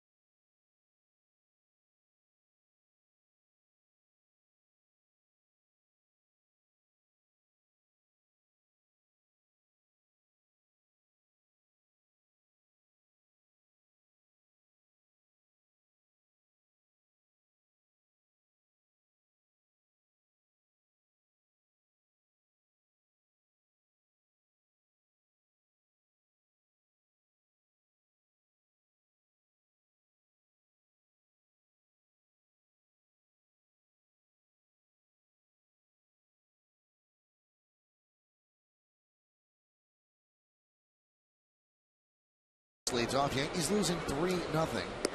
And the pitch from Liriano is high, 1-0 on the Lexus scoreboard, 3-6-0, leading 0-2-0. Yankees have the bases loaded in the 3rd inning with 1 out. New 3rd baseman is Brendan Harris taking over for Creedy. And we'll tell you what we hear about Creedy if it was an injury. Anyway, in the 3rd inning, bases loaded, 1 out. Alex Rodriguez struck out. And then Hideki Matsui, a soft roller to 2nd as Liriano worked out of trouble. And there's a strike.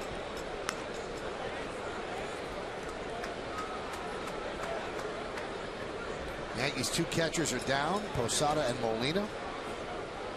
And Cervelli and Cash now manning that position. The count goes to 3-1. Cash doubled to left field in the 3rd. 71 pitches for Liriano. Not a good strike to ball ratio. Almost 1-1.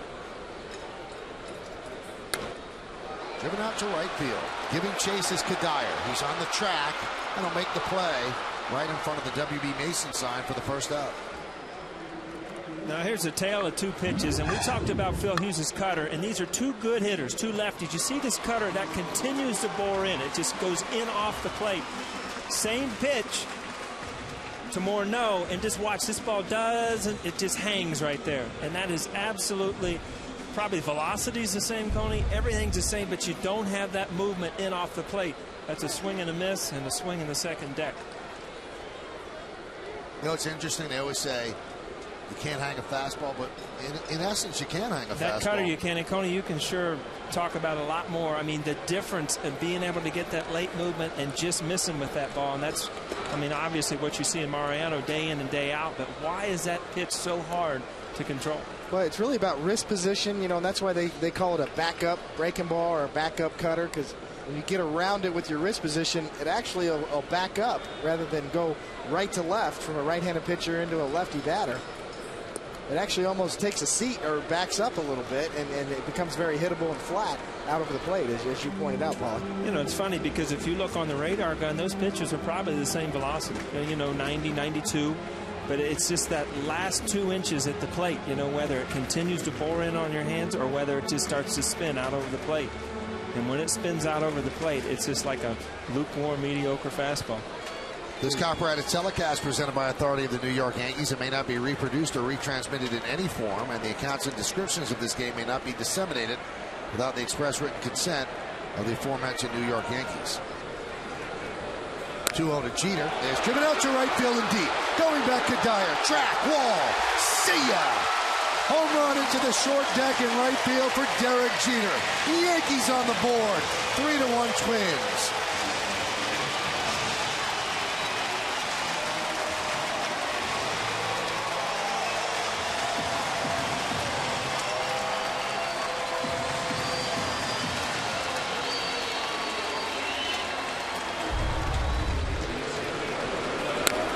Jeter gets a 2-0 fastball out over the plate.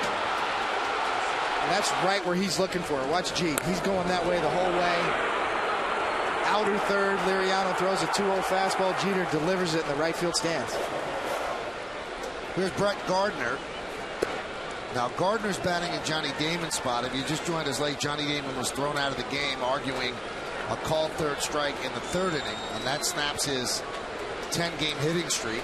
So this is Gardner's first at bat. The 0-1.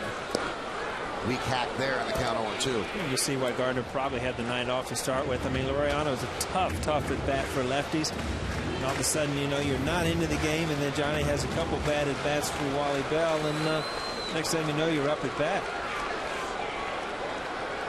The 0-2. 1-2.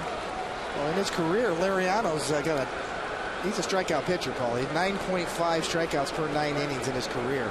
277 strikeouts and 261 in the third inning. He's got 5 tonight through 5. He's got that kind of stuff. He's definitely a K-ball type pitcher. 1-2. Not foul. Oh, a milestone home run for Brett Gardner in Toronto. His first major league home run. Right down the line, right inside the foul screen. And the captain liked it. I'm sure that Gardner did as well. You know, it's funny. The reason he hit that home run was probably because of the situation it was in. It was a man on second, no outs, trying to get him over. Got a pitch in off the plate and still turned on it to try to pull it. I don't know if that's real smart pitching right there, Coney, when a guy's trying to pull the ball. No, nope. Just kind of get sped up. You speed up the bat. If a guy's looking to pull the ball and get the head started early, and you throw something off speed, you're just going to help speed him up. There's a base hit for Gardner. Now let's see if he goes. Now, Tony, you talked about the difference in golf and baseball, and I'm going to show you the difference in golf and baseball. Right here, he had 2 horrible swings, and they were both foul balls, but then you get to get a hit right up the middle. Now, in golf, if there's no foul ball, if you hook one in the woods, your day's over. Good at bat by Gardner. Down in the count. Like I said, a couple tough swings, and stays in there and drives it up the middle.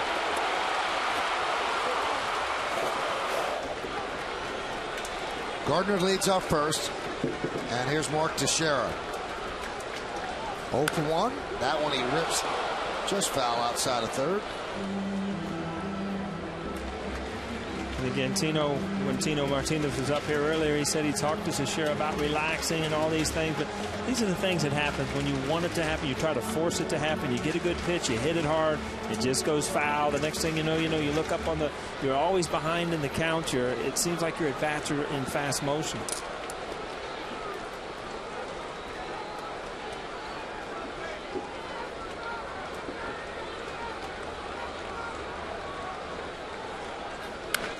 Rip foul again.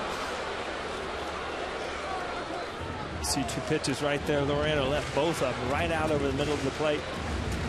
And Coney, you know as well as I do, good hitters, when you get good pitches to hit, you center them, you hit them, you don't pull them foul. I mean, they're good swings, but you see him and his frustration. You know that's not a great swing because you're hitting a good strike foul.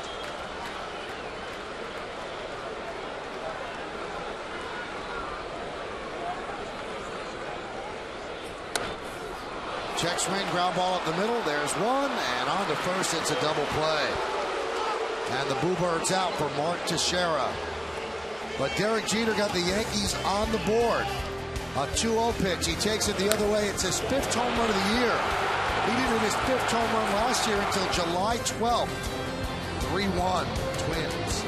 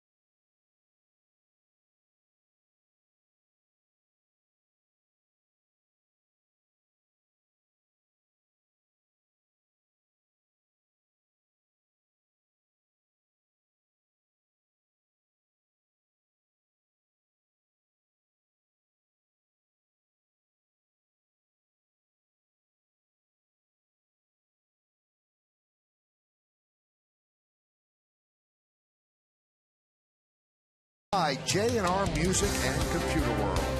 And by Toyota, the official hybrid vehicle of the New York Yankees.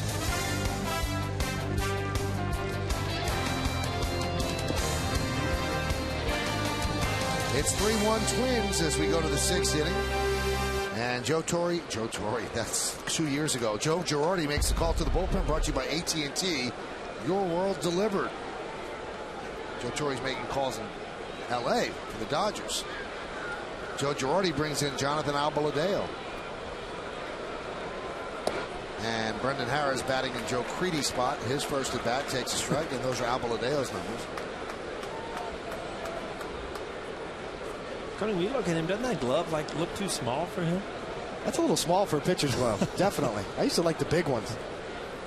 Like he stole his little brother's glove out there. You can try to hide your pitches a little better with a bigger glove.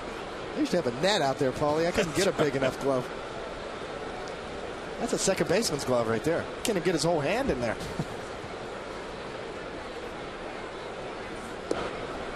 Albaladeo's been pitching better. He's had scoreless outings in 5 of his last 6 appearances as Joe Girardi continues to find the right combination out there. Now, Phil Koch is available tonight. And you see that glove, it is kind of tiny. Rounded softly to second. Cano. One away.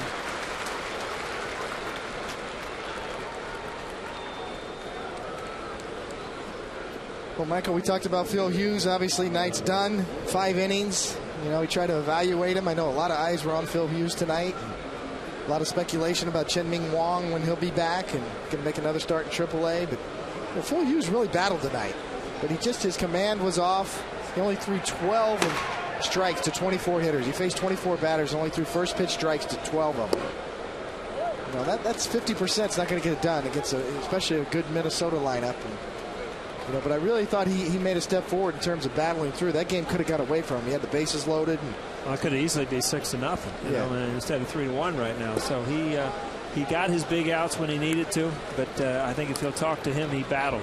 He didn't have one easy inning where he came in and could catch his breath. Attempted bunt there by Gomez. We told you 30 bunt singles for him last year. Now we just get word on Creedy, tightness in his lower back, and this guy's had back surgery before. That's not a good thing. He's day to day. That's why he was taken out of the lineup. Just missed outside by Albaladeo. What's amazing about Albaladeo's glove? He's got his name stitched in, and I mean, it's such a small glove, you can't get Albaladeo on it. Coming right off the thumb, that last end of Jonathan. I tell you what, that's kind of a new thing in baseball, but I remember the first spring training that, you know, every spring training you would go in your locker and you'd get, you know, your 4 or 5 gloves for the year and you'd break them in spring training. And that was, I thought, yeah, this is pretty cool when you walk in and they've got your name stitched through the glove, but, you know, everybody does it now. Well, you used to have to earn that, didn't you? Oh, yeah. A couple years in the big leagues. Swing and a miss. Gomez takes off for first, but Cash makes the throw to Teixeira, so it's a strikeout, and the put out is 2-3.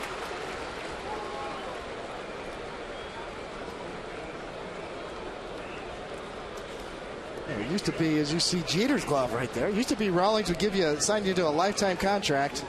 And you see there. Gold glove. Usually that part right there, if you'd want a gold glove, would be gold in the old days. You see that? Well, Jeter's also got his own wristband. That's really cool. He's got everything. He's got colognes. He's got all kind of stuff working, doesn't he?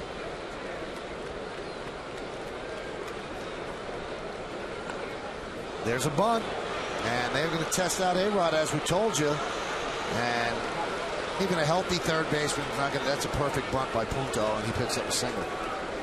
If you watch it, and Punto would have known what a good bunt it was, and he wouldn't have gone head first into first base like he did. You see that, but boy, you don't know if you're going to get a throw or not. So you just do everything you can. And again, Michael, that I don't know anybody, but right here, I want a single there, right, Coney?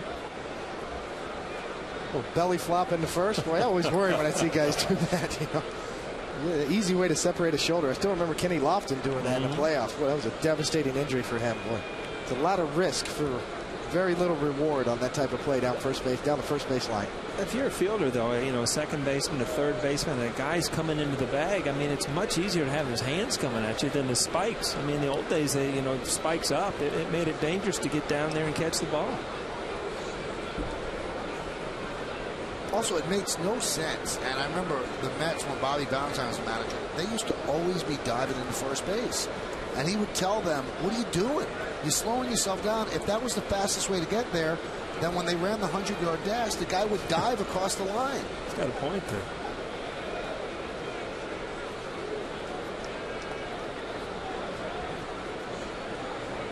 Runner goes. There's a strike. Throw to second. Stolen base for Punto.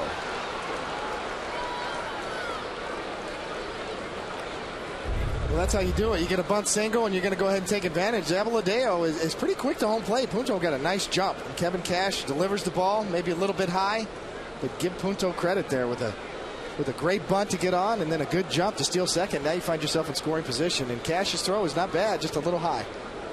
You know, in the books it doesn't show up, but that's a 15-foot bunt that has turned into a double, and that's the way this team can play.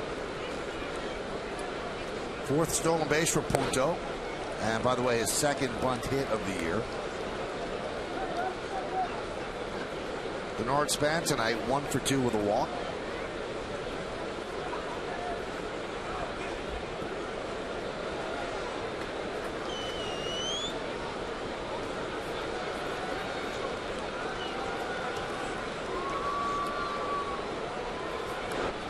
Foul back.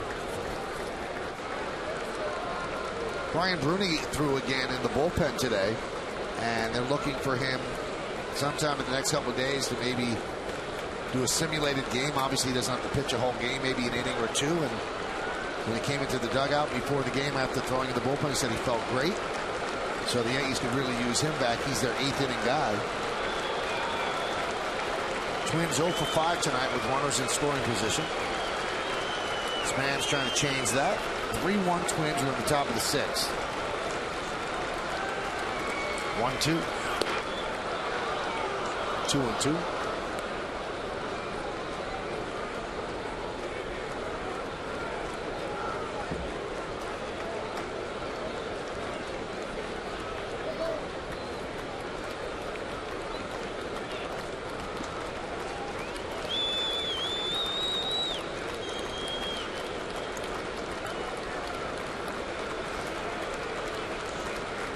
The 2-2 pitch. He spoiled that one.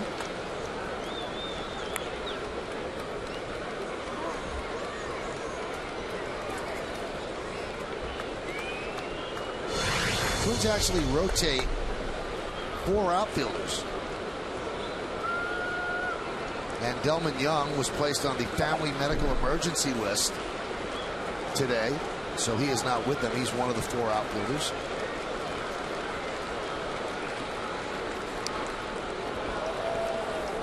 That's got to aggravate a pitcher a little bit, David. Well, you know, it's funny. I'm watching this approach here, and it's almost like, I mean, I keep looking at the count. He's got 2 strikes, but it's almost like he's going to take the ball. And then he's just like, you know, feeling it and fouling it off. Along with David Cohn and Paul O'Neill, I'm Michael Kay. You're watching Yankees baseball here on the Yes Network, and we thank you for joining us on this Friday evening. It's 3-1 Twins, the beginning of a 4-game set between these two teams, a wraparound series that ends on Monday night. He's got him set up, Paulie, here. When you see those kind of swings, you got to bust him in. You've got to bury a fastball inside on the inside corner and try to put him away. 2-2. Goes up and away, and the count 3-2. You see him, I mean, he gets loaded, and then he kind of just holds those hands. It has nothing going, and he's just going to flick the ball. But with that kind of speed, I mean, with 2 strikes, that's what you want to see as a manager, to see him try to slap the ball somewhere and not overswing. He's done a good job for the Twins this year. Span has really established himself as a great leadoff hitter and a good center fielder. 3-2. Missed inside. So 2 quick outs and then a bunt single, a stolen base, and a walk, and that'll bring up Matt Tolbert. And a good at bat is what that was. He fouled off a couple tough pitches, and then he laid off a tough pitch right there. And that's again, you see guys that come in here hitting 300 or right around it. You know they're doing something right at the plate. And if you watch that last at bat, he spoiled a couple tough pitches, and then took ball 4. Anthony Mason, former Knicks player, here at the game. What is the deal today? There are a lot of big-time people. We saw Richard Gere before, as Paul mentioned. Brandon Steiner there on the right, Steiner Sports. Earlier in the day, saw Artie Lang at the Howard Stern Show. He's a huge Yankee fan.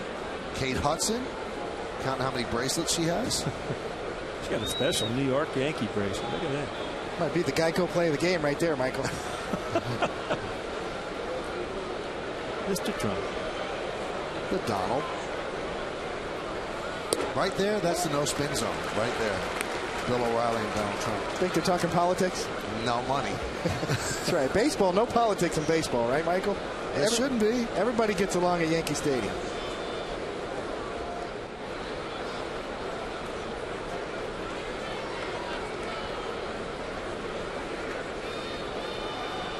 The 0-1. Well, maybe not everybody. I try to get along with everybody. I know you do too, David. Paul has trouble sometimes. Yeah.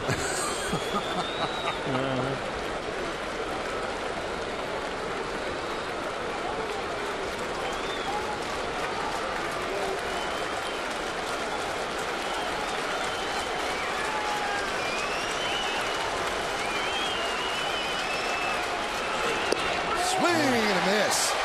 He gets Tolbert for the final out of the 6th inning. No runs a hit, no errors. And 2 men left on base. 3-1 Twins. Time now for a word from our friends at the Fox Business Network.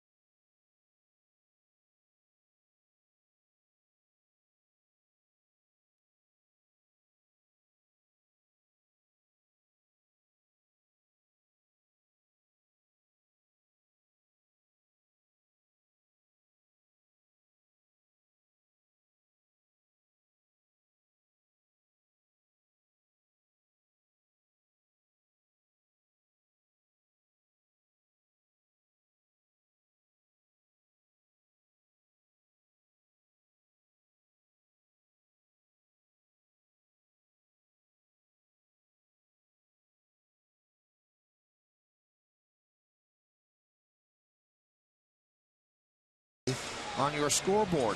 And for more delicious kind of K, try Green Mountain K-Cups from WB Mason. A perfect cup every time. A fresh cup when you want it. We go to the bottom of the 6th. Yankees trailing 3-1. 3-7-0 for the Twins. 1-4-0 for the Yanks. How you doing? Alex Rodriguez leads off. Struck out with the bases loaded, 1 out in the 3rd. And Liriano deals a pitch. Upstairs 1-0. Alex so far since coming up the DL is 3 for 22.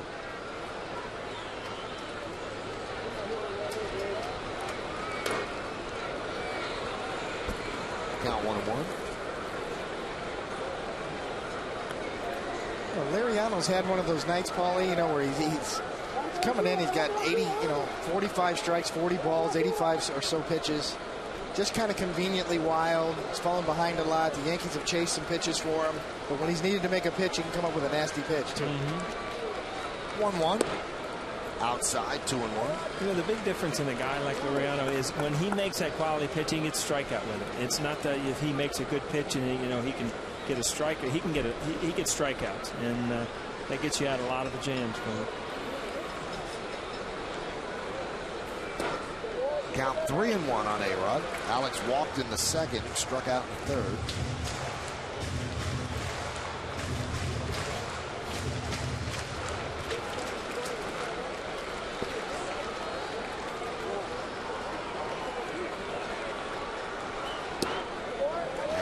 Walks. Well, it's time for another look at tonight's Toyota text poll. Once again, the question was, who was the Twins' most potent weapon? And you've been texting us at 58772. Here's how you voted.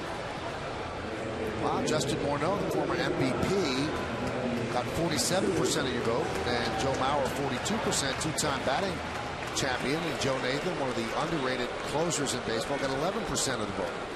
Said, what have you done for me lately thing? You hit a couple home runs and you win the texting vote, right? I guess that's the way it works. Here's Hideki Matsui. He's 0 for 2. Pitch outside. Matsui, 4 for his last 35. He's amazing. He could go on a streak of 2 weeks where you can't get him out, and then he looks totally hapless for 2 weeks. Here's Phil Coke warming. His back is feeling better. High fly ball, right center. Gomez took a step out, now comes in to make the play. Hey, tonight after the postgame on Yes, Yankees great Bernie Williams plays songs from his new album in the concert special Bernie Williams Moving Forward.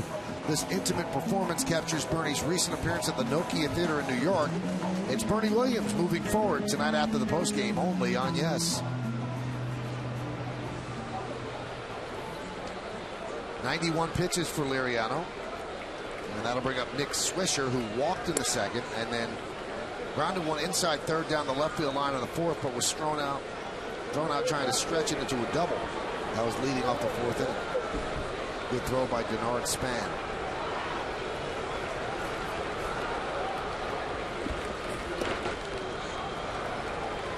Count 1-0. Well, the Yankees have had a hit or a walk in every inning since the first. And in the first, they went down 1-2-3. You kind of get the sense from the Yankee standpoint, this is the inning you want to knock Liriano out of the game. He's getting up towards 100 pitches. You're going to see a little stirring in the Minnesota bullpen right now. A-Rod got the leadoff walk. Matsui flew out, but this is a big at-bat in this game right here. Yeah, and some of the weakness of the Minnesota Twins is their bullpen before you get to Nathan. So, if you can get into that bullpen 6th, 7th, 8th inning, chances are you can throw up some runs. Jesse Crain, hard-throwing right-hander. Twins carry 7 relievers, 5 righties and 2 lefties.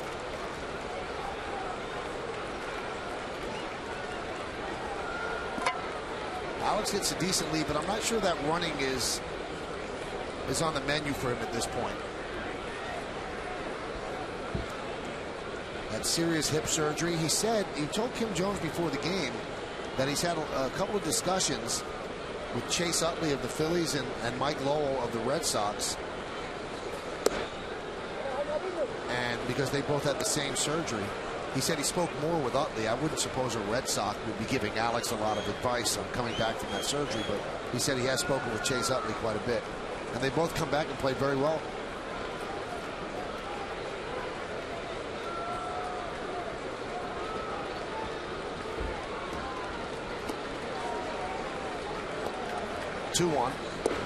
Check swing. Did he go? Yes, he did, said Marty Foster.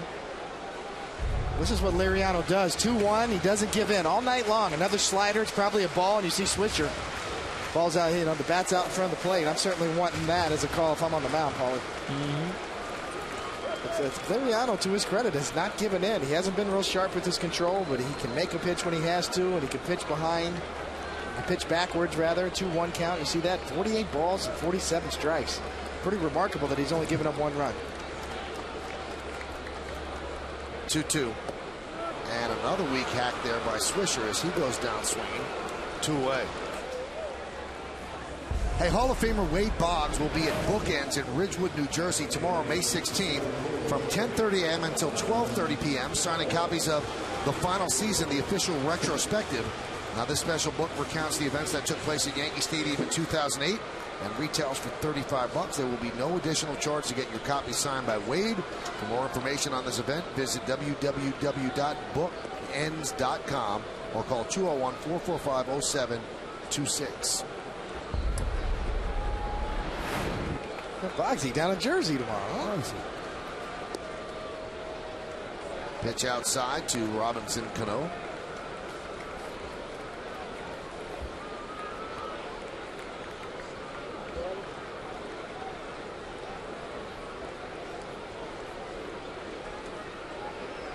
He's got Jonathan Avaladeo's gloves. That's right.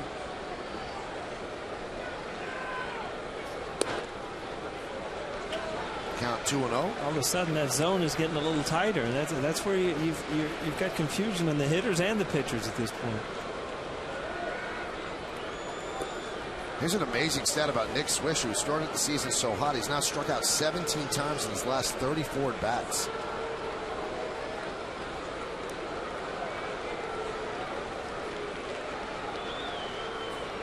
And 3-0 to Cano with the switch hitter Cabrera on deck.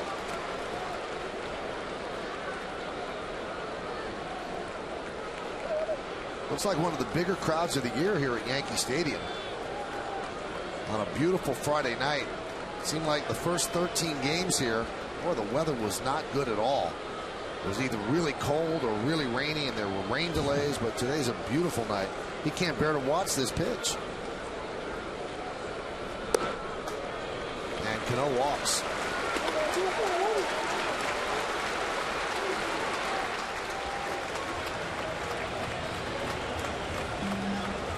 Six walks. Rick Anderson, the pitching coach, will come out and talk.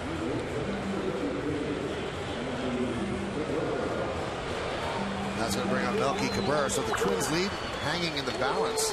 Yankees have not picked up big hits tonight. They're 0 for 5 with runners in scoring position. Their only run on Derek Jeter's solo home run in the 5th inning to right field. Wally Bell's going to break this up.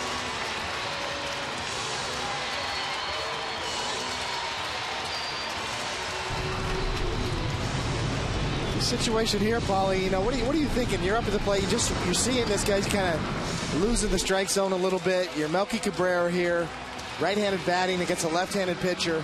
Are you looking for a cookie first pitch? Well, try to jump on it? You know, it's hard for me because I know if I'm looking at Laureano as a left-hander, I'm afraid to give him a strike, so I'm not taking. You know, some guys would take if a guy's struggling. I can't take off of him because if he gets ahead in the count, he's got too good of a slider as a strikeout pitch. So I'm definitely looking fastball out over the plate because I don't want to get late in the count where he can throw his good slider. And that one is punched out towards second. Tolbert's there, and Laureano gets the out and gets out of a jam that he created with the 2 walks. No runs, no hits, no errors, and 2 men left. Melky 1 for 14 with 2 outs and runners in scoring position.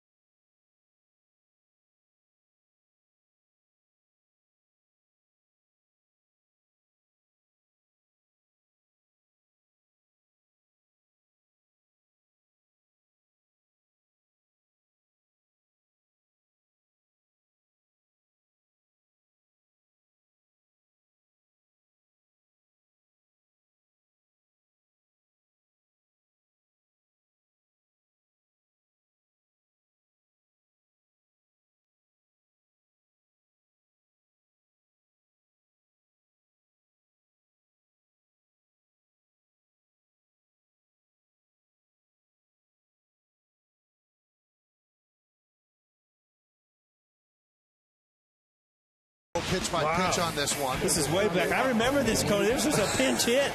Came off the bench. Oh. Look at Cody shake. How can a scrub like that hit a home run? That's what he's saying. Couldn't even start off of him.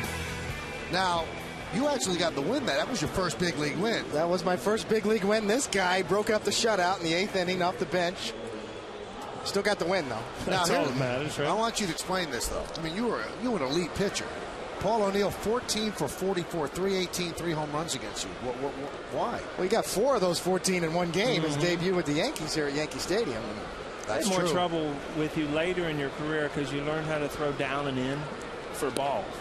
I could usually handle the ball. You were a good sinker baller away, and I could handle the curveball. But as soon as you learned to throw that split finger down and in, then I had a lot of trouble. Yeah, you can see that home run was up and away. That's Paulie's strength. He can really drive the ball that way. You know, it's interesting, David. You had less trouble with you as you got older.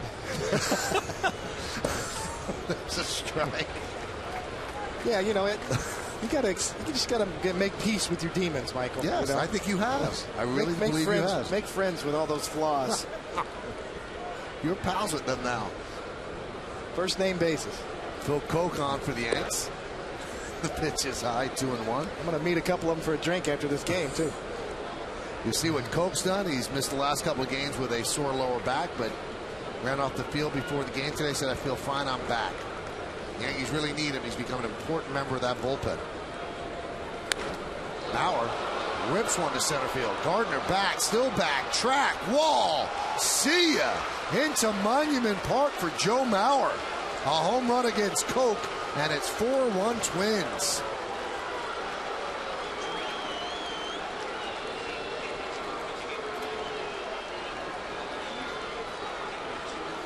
Well, we talked about Mauer, what he's done. You know, it's his 5th home run, but he's only been in there for a couple of weeks. And we've seen the best 2 hitters at their best tonight. A fastball didn't quite get in, and from a lefty to turn on a lefty inside like that and drive it out dead center field. I mean, that's a lot of power. Morneau pops it up foul. That was impressive. I mean, you talk a lot about Mauer and his power and just his athleticism, but boy, that was just an impressive swing. Phil Koch, 93 miles an hour, inner third, not out over the middle. He almost got that on the inside corner. And as you said, Paulie, not only did he get inside this ball, you see where Cash is setting up inside. He's not really moving that glove. No. That ball is kind of, maybe it's down a little bit, but to be able to get his hands inside this pitch, you see where that pitch is on definitely right on inner third. Yeah. We're almost on the corner. And to get inside that pitch and drive it out to dead center, that's impressive.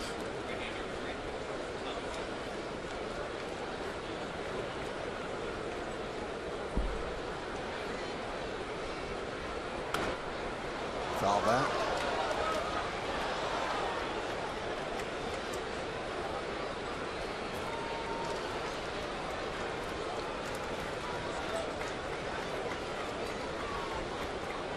And the 1-2.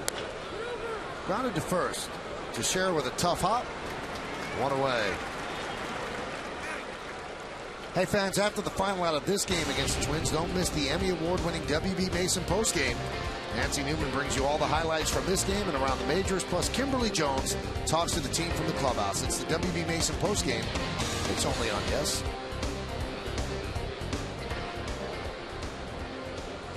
Brett Tomko warming for the Yankees. Starter Phil Hughes only won 5 innings. There's a nice breaking ball strike to Kubel. Perfect time to bring in Koch with 3 lefties in a row, Mauer, Morneau, and Kubel.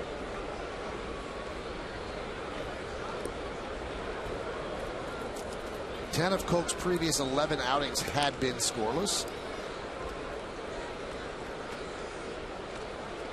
The thing the Yankees like about Phil Koch is, even though he has, he gave up a home run right there, he's fearless. He attacks the zone. Rarely does he walk guys, fall behind in the count. He attacks the strike zone. And out of all the Yankee relievers, the problems have been just the opposite. A lot of deep counts, a lot of walks from some of the guys in the bullpen. Not from Phil Koch. That's why the Yankees really like this guy. Grounded softly toward first. Teixeira has an easy play. for the second out.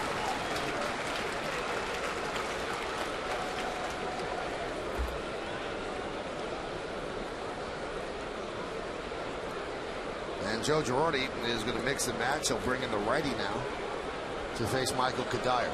So he wanted Koch in there for the 3 left-handers, and that's a move that he's going to make throughout this 4-game set because they always have those lefties stacked. So Brett Tomko will come on. Tomko against Kadire. Yankees are down 4-1. 2 outs here in the top of the 7th. Please stay where you are. We'll be back on Yes.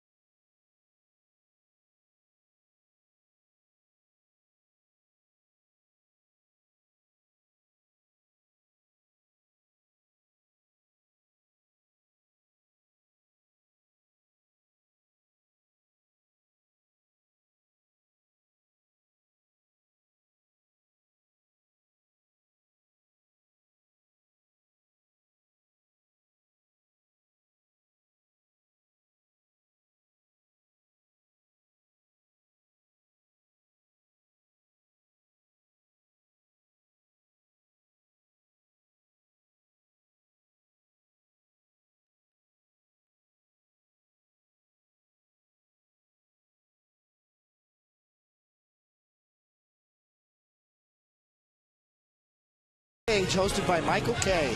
The singer-songwriter looks back on his career, including his early days growing up in New York and meeting Joe DiMaggio. Center Stage, Paul Simon premieres Wednesday night at 11, only on Yes. Brett Tomko deals pitch up high. Now, we've done about, I'd say, 120, 130 center stages. That's one of my favorites. He was great. You got to watch this. He was great. Big Yankee fan, really knows baseball. Kadire pops up the 1-0 pitch. Brett Gardner is there, and that'll do it. In the 7th, the Twins 1 run on 1 hit, the home run by Maurer, no errors, and nobody left on base. The end of 6.5 innings of play. It's time for the 7th inning stretch, but we stay right here in New York to honor America. Ladies and gentlemen, please rise.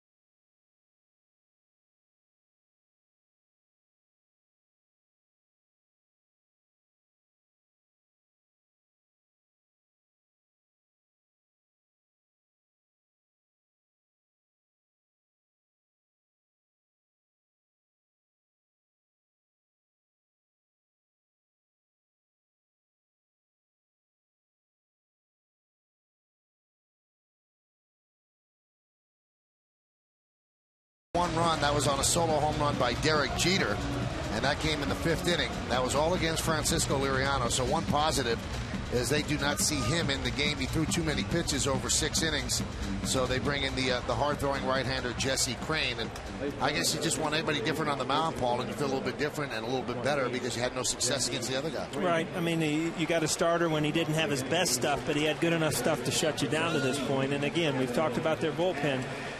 You know, they've got Joe Nathan out there in the 9th, but to get to him, you've got to get through a few innings. And the Yankees got to feel in the next couple innings that they can throw up some runs. Kevin Cash will lead off, 1 for 2 tonight. Crain deals outside 1-0.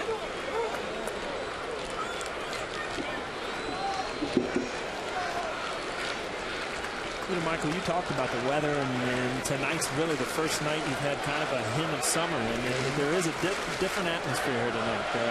It seems like the crowd's a little livelier. People have shown up to come up, and hopefully this is what is going to come when the summer months get closer. Well, I agree with you, Paul.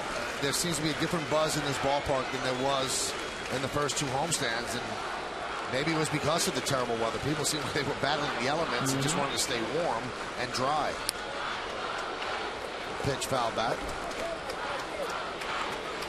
Count 2-1.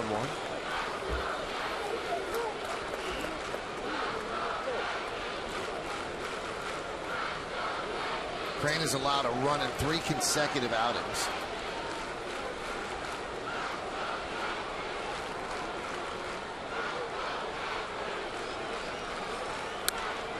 Driven out to center.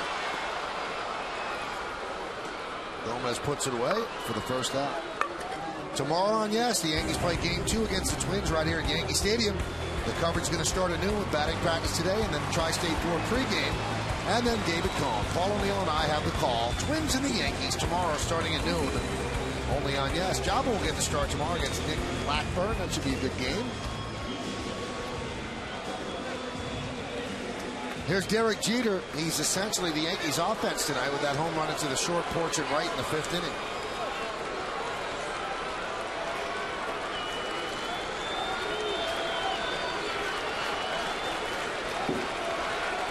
Twins, first game of a 4-game set and the first game of a 10-game homestand. And a strike. Got the Twins for 4, the Orioles for 3, and then the Phillies as interleague play starts. The defending world champions come in here next weekend for 3 games.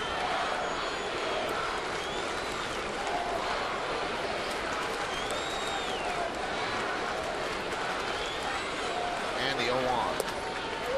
1-1.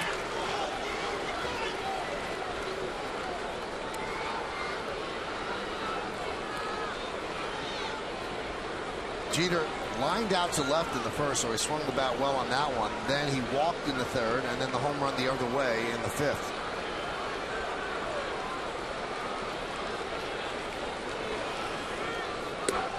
Breaking ball is upstairs, 2-1.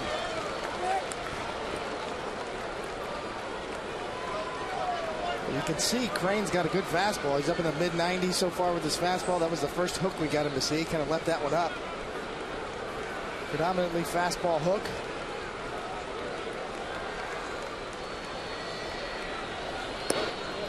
And now 3-1. He wants to do baseball. You see that right over the top delivery, and usually as a hitter, you know a pitcher that came straight over the top usually had that up and down curveball too. Good hard riding fastball. The Yankees have, excuse me, Paul. The Yankees have had their chances. Liriano walks 6. You see Crain here finds himself 3-1 with 1 out with Gardner on deck. And they certainly have had their chances tonight.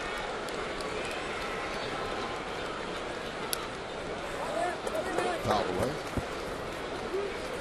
In case you just joined us, in the 5th inning, Derek Jeter worked a 2-0 count. And Liriano with a fastball up and away. Jeter took it that way to right field. His 5th home run of the year.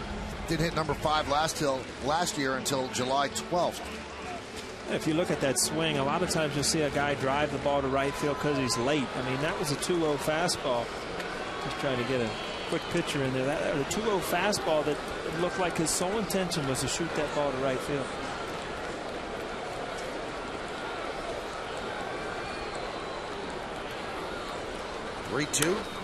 Soft ground ball is short. Punto gets Jeter for the second out. You know, I was going to say, with that right over the top delivery, it's going to be hard to get movement, but you saw late movement there right in on Jeet's hand. Jeet usually gets out of the box real quick, but when you get jammed on a pitch like this, you see that ball running in on it. Kind of hard to get out of the base. You see that reaction, you know, before you're even out of the box, you're out. That's a bad feeling as a hitter. Crane, one of those rare pitchers that come back from torn rotator cuffs. That is a surgery that's not easy to bounce back from, and he's throwing the ball hard, as David mentioned. He had a torn rotator cuff and a torn labrum back in May of '07.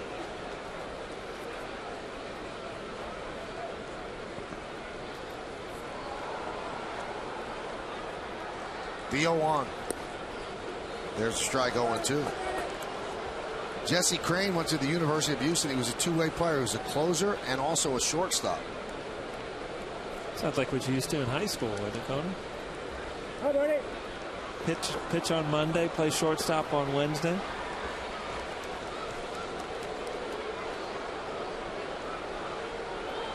And the 0-2.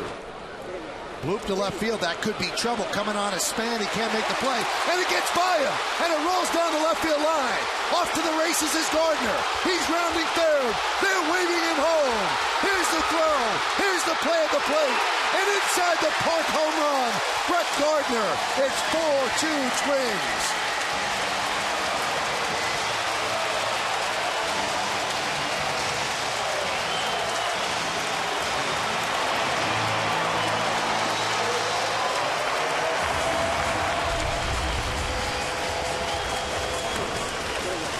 Again, as an outfielder, you take a route to the ball, and all of a sudden he got by it, got a quick hop by him, and then he didn't get that ricochet with Gardner's speed.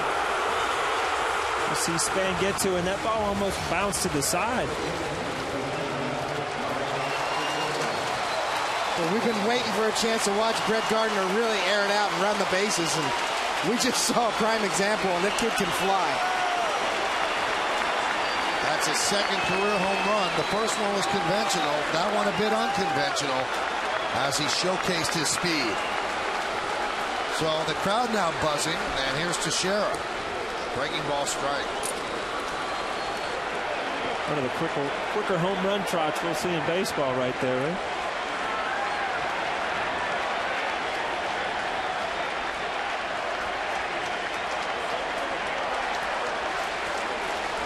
That's what Gardner brings to the party, that dynamic aspect. Driven down the right field line by Teixeira. That is a base hit. One hop up against the wall. Teixeira goes for two. The throw off the foot of Teixeira. It's a double. Boy, what a throw by Kadire. Very close play at second.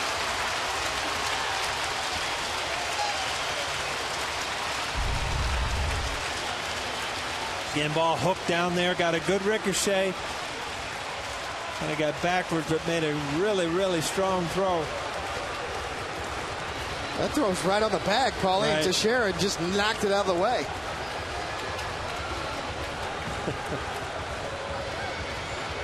It's one thing you learn quick when you play in Yankee Stadium, and I don't know if it's here or the old Yankee Stadium, is how quick that those guys can get that right field ball back into second base. Speaking of quick, Paul, how about this? Can you run like this? I'd had a double on this. Now he smells it. Cuts the bag hard. Heads to third. Rob Thompson waving him home. Now, is that a headfirst slide or a collapse? It's just a little extra adrenaline going on right there. I'll tell you what, that was a great read by third base coach Rob Thompson. He never hesitated. You almost saw Gardner almost slow down at third for a step, and Thompson was all over it. Waved him home, got some life back in this crowd. Big spot for Alex Rodriguez. He now is the tying run at the plate. Teixeira's on second. A-Rod's 0 for 1 with 2 walks. You know, Coney, it's funny, interesting you said that. Is, you know, if he holds him up at third base there and then he scores on the next pitch, you don't have the excitement you had in the crowd by having that inside the park home run. So again, you might get caught up in that moment, but sometimes you take a chance there and try to bring everything, you know, get things going.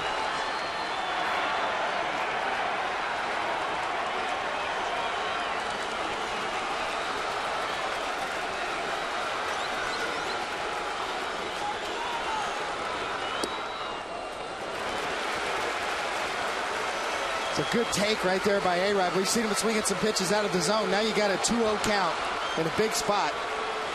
And if I'm Jesse Crain here, I'm not giving in. But if I'm A-Rod, I'm keyholing a fastball right here, and I'm putting a big swing on it. You got to watch that fastball that he threw Derek earlier in the inning. That one that bores in on your hands. It'll tie you up with that long swing with a fastball count. The 2-0. 3-0. On deck is Matsui.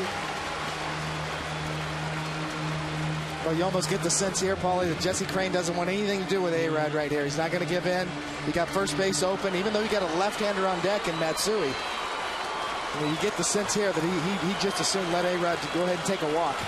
You know, here's the question here. Do you let him swing 3-0, Paulie? You look for a fastball? You know, I don't know. And this is the thing where a pitcher is pitching to A-Rod and not what he's doing so far. I mean, he's, you know, he's not A-Rod at this point offensively, but still.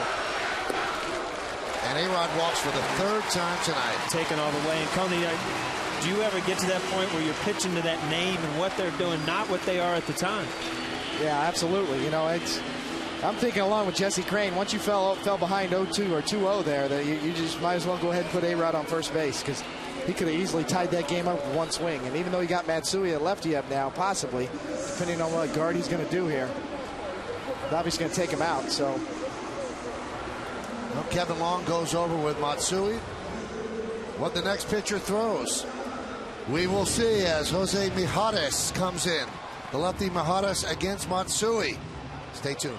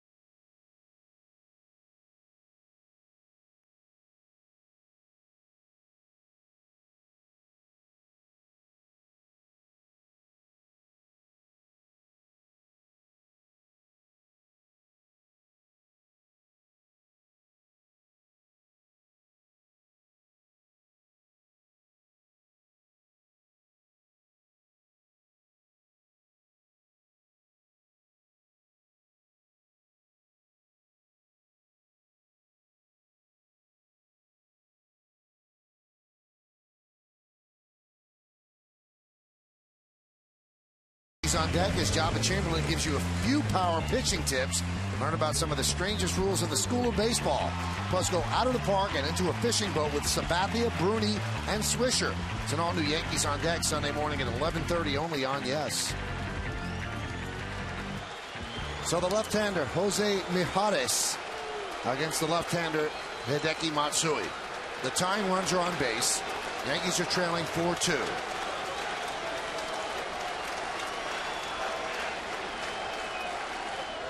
Nice scoop there by Maurer. Mijares so far this year against righties, they're hitting .250, 5 for 20. Lefties are 2 for 14, 143. This is his 10th game. He can strike people out, as you can see. Not too many walks. Broke in last year with the Twins. Got into 10 games last year, all in relief. Pitched 10 innings, 10 and a third innings.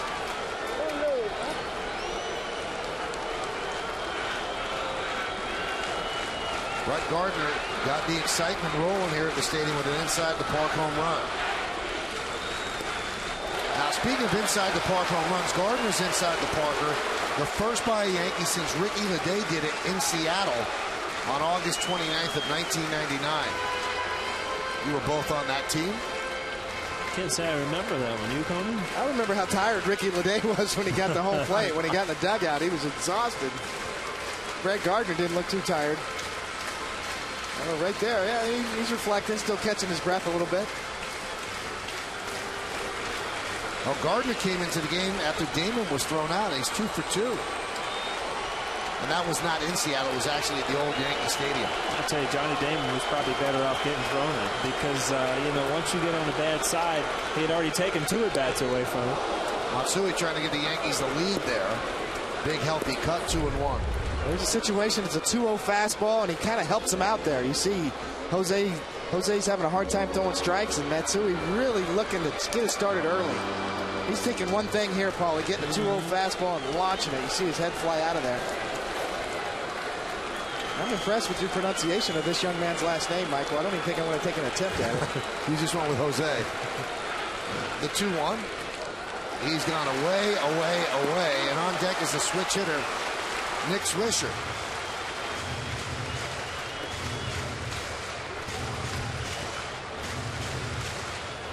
You could see it's just a classic case of a young pitcher coming in and just hanging onto the ball too long. He does not want to make a mistake on the inner half of the plate in Yankee Stadium. He's obviously a little bit nervous out there. It's a big spot for him. He's having trouble finding the zone right here. And if you're Matsui, you better make sure you get a good ball to hit. 3-1, and he walked him. So he comes in to walk the left-hander. The base is loaded. Now the tying run moves to second base. Well, Paulie, we talked about golf. You know, here you are. You're going to tee it up first hole, and you just snapped it into the woods right there. That's a snap hook. There's another one on your mulligan. Matsui helps him out a little bit there. Not even close. That's a 3-1 fastball that misses by a foot. That's just emotions. That's just nerves taking over. You can see he's in a big spot right here in Yankee Stadium. Now you get the bases loaded. What is it as a pitcher? I know when you were nervous as a hitter, I mean, you would squeeze that bat and, you know, nothing was fluid. You try to force it. And I always, you know, as a pitcher, is it the release point? It's the same thing. You know, you know when you grip the ball, you grip the bat a little too tight. It's the same thing with the baseball. You start squeezing it just a little bit. Here's Swisher. There's a strike. Now Swisher struck out his last time up. He's 1 for 2, walked, singled, and then struck out. He's had 17 strikeouts in his last 34 plate appearances.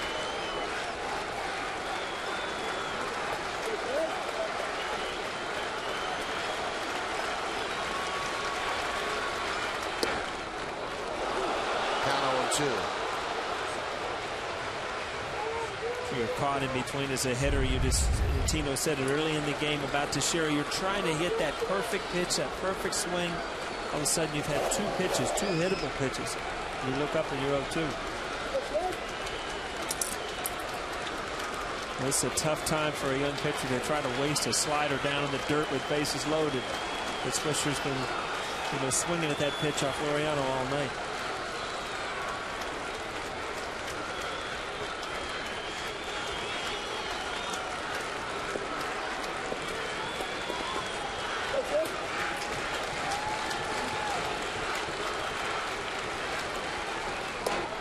Way inside. And one thing, this game would be tied with a single because Rodriguez is getting a gigantic secondary lead at second. The shortstop and the second baseman are simply too far away to even try to check him back. And the outfield is very, very deep. Any blooper is going to fall in.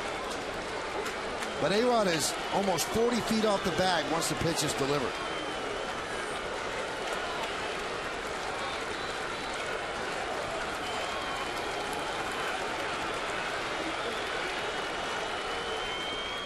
Another block by Mauer.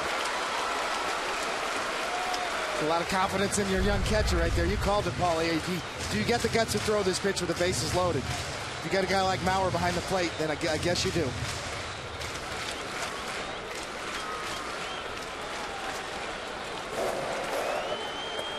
All of a sudden you've gone 0-2, now back to a hitter's count and 2-2, especially with bases loaded. I mean, pitchers don't want to go to 3-2 with bases loaded. Everybody in the ballpark knows that. Swisher hitting .304 with runners in scoring position this year. .252 overall. And the 2-2.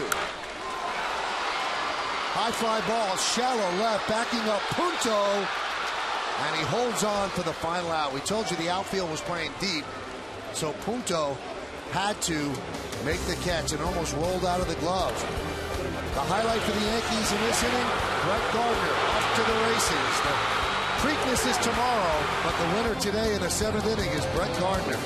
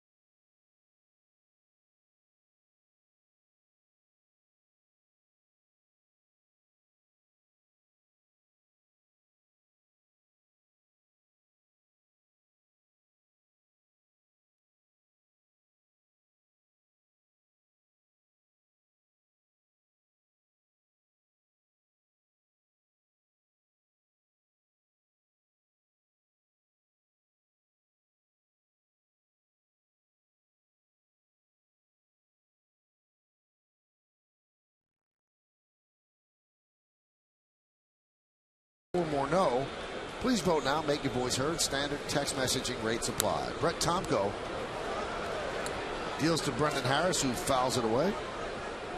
Yankees are now 0 for 7 tonight with runners in scoring position. They are not getting the big hit. Tomko came on to get Kadire for the final out of the 7th, and now he jumps up in the count 0-2 to Brendan Harris. 4-2 Twins lead. 8 hits for the Twins, 6 hits for the Yankees. Yankees, though, have gotten 6 walks and have been unable to do anything with it. Both runs, check that, 8 walks. I didn't count the 2 in the 7th inning. 8 walks and 6 hits, and just 2 runs, both on home runs. Well, that's a lot of base runners, Paulie. A lot of base runners to only get 2 runs. It's frustrating for the Yankees. They're trying. You know, we've all been there. A lot of big opportunities. You just minus that one big hit.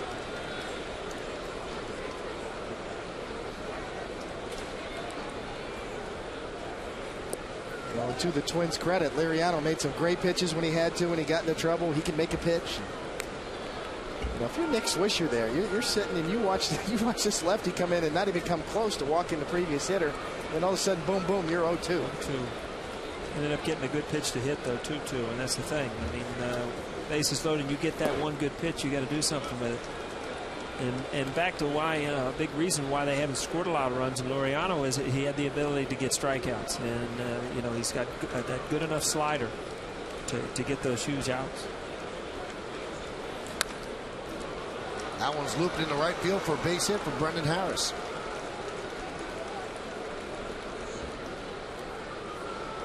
So a leadoff single for Harris.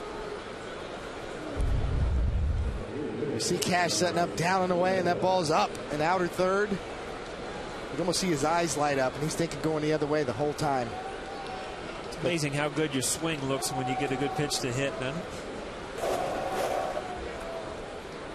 You know, it's funny if you took a video of all the hits in the major leagues over a year, it's usually you see that catcher's glove moving. It's usually mistakes. I mean, hitters hit mistakes, and I know it looks so easy on television at that target, but you know, when you're 60 foot 6 inches out there hitting that target time and time again, it's got to be difficult. Thinking about bunting is Gomez in the count 1-0. You ever go through a game, Coney, and figure out, you know, when you were at your best, I mean, how many pitches, really bad, glaring misses you had throughout a game? Well, you know, what you do, it's easy to forget about the pitches you miss that don't get hit or they get fouled back. You know, and as a pitcher, you know, those are easy to forget. But you know, a lot of times you go through the lineup once, twice, that third time through the lineup is when you really got to mix in, as you said before earlier in this game, you got to mix in maybe your third pitch or give different looks. Or start guys off with breaking balls that you showed fastballs the time before. And, you know, but as far as missing your location, you know, there's some games you can get away with it, right, and other games where you get hurt. And those are the games that you remember.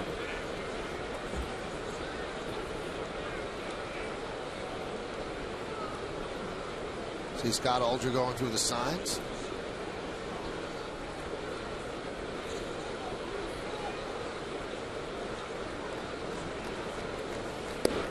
They took the bunt off, and Tomko throws a strike.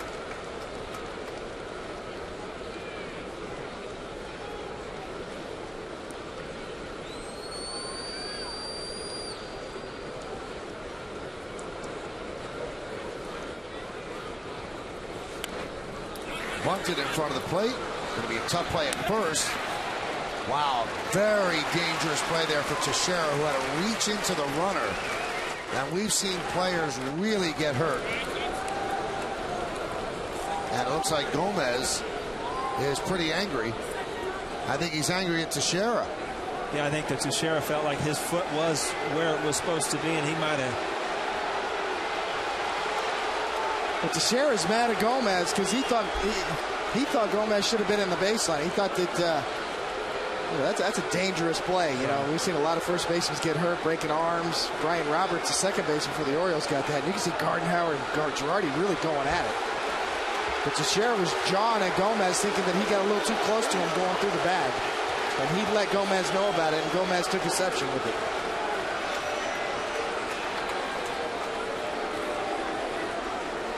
Saying I don't want to hear it. I mean, this is baseball, and until you see a replay, you're not going to know if Gomez stays in the line. But I've never known anybody to intentionally come off and try to cleat somebody. But you know, you saw Teixeira's reaction like he was where his foot was supposed to be, and you'll probably see a little better angle here. See, he's running up the line in the grass, and you're supposed to be in the box. That's what Teixeira's saying. He's saying Gomez is nowhere near the box. He's inside the baseline and coming too close to Teixeira. And, you know, it's a bang-bang play at first base. You know, I thought it was his foot. It was actually his hand with the glove. He didn't get it on the foot. And Teixeira's angry because Cliff Floyd almost had his career ruined by reaching in like that. A lot of first basemen over the years in baseball. It's a dangerous play. A lot of first basemen have alligator arms, but that one, he reaches in, and you could have your whole wrist snapped and shattered. And I think that Teixeira was kind of ticked off. And look what happened to Brian Roberts at the old place. As he's covering first base, he reaches in and shattered his whole arm. It's a very dangerous play, and a lot of pitchers will not, a lot of fielders will not reach into the runner because of that. It's almost a timing play there, though. I mean, that ball sailed up the line. I don't know that either guy really did anything wrong there. Edward Ramirez is called on by Joe Girardi, who was heated and got right in the face of Gardenhire. So maybe the Yankees need this sort of thing to spark him. Let's take one last look. We'll be back in just a moment. And Teixeira avoids a serious injury.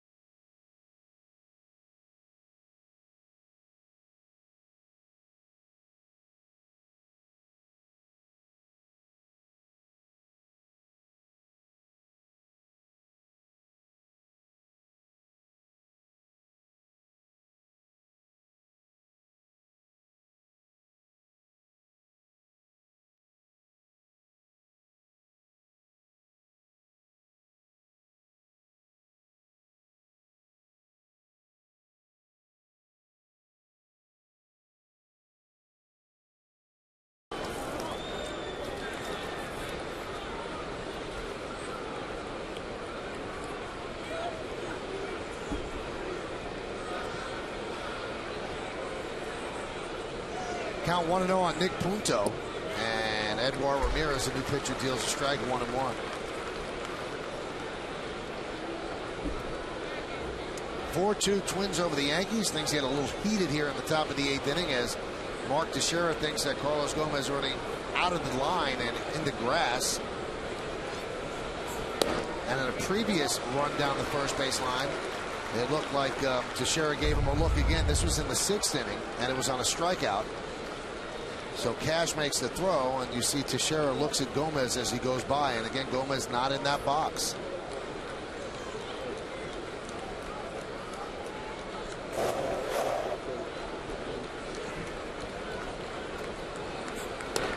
Soft grounder to Ramirez. He's got the out at third, and he makes it. That's bad base running there by Brendan Harris. Got caught betwixt and between, and Ramirez did a good job and threw to Alex Rodriguez.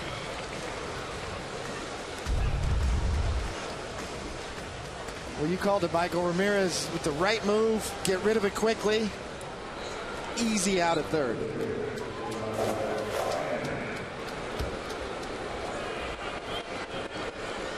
That was similar to the Knobloch play when he didn't go get the ball in the Cleveland playoff series. Knobloch was arguing that the runner was running up the grass, didn't go get the ball. Right. I can remember watching that play from right field, just screaming, "Get the ball!" We'll argue later. Get the ball.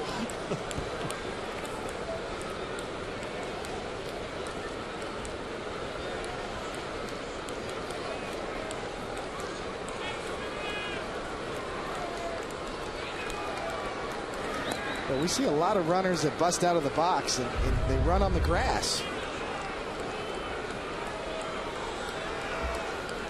You could read his lips. He said, second time he almost broke my arm.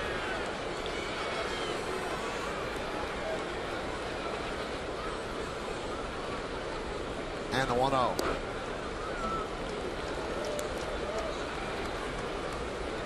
We've seen a lot of guys that bust out, and they maybe have a wild hack and they're trying to get out of the box and they use the grass. They run up the grass. And you can do that halfway up the line, and that's what the painted box for is. You've got to get in that box if there's going to be a close play. And theoretically, umpires can call you out if you're out of that box and you interfere with a play. 2-0 is low. And the old days, you remember Reggie Jackson leaning into the throw, coming back, leaving the base. I mean, runners will intentionally try to run within the throw, but you're right, Coney. Sometimes as a hitter, you come out of the box and you're actually moving in front of the plate, and by the time you turn and pivot, you're in the grass. But it is your job to straighten it out before you get to the bag. There's a strike to Denard Span. Now, in the 7th inning, Brett Gardner hit a grand slam, an inside the park home run. I just heard an unbelievable story. He was visiting cancer patients at Morgan Stanley Medical Center, Columbia Presbyterian today, and one of the kids said, "Could you hit a home run for me today?" And he said, "I'm going to try." He said, "But you have to promise me you're going to battle this disease." So now now the kid has to return fire. Gardner did his part, so now you have to battle through it. So a nice story. Brett Gardner spent his afternoon today. Yankees got in at 3 in the morning today after Toronto, and for him to go to the hospital and promise that to a kid that he was going to try. I don't know if the kid wanted inside the park, but he'll take it, right? I tell you what, it's good to hear a good story in baseball. Every time you pick up the paper, it's something bad. Those are the stories you don't hear enough of, and there's still little kids out there that idolize Major League Baseball players, and it's good to hear that. 3-2. I just remember the scene from Seinfeld. When you go to Kramer, you did what? They gave me an error on the second one, didn't they? You promised what? Why'd you do that? How'd you get in here?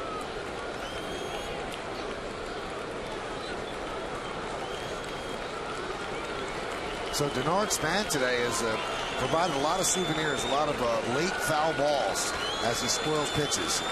Punto will go from first on the 3-2, and Span walks.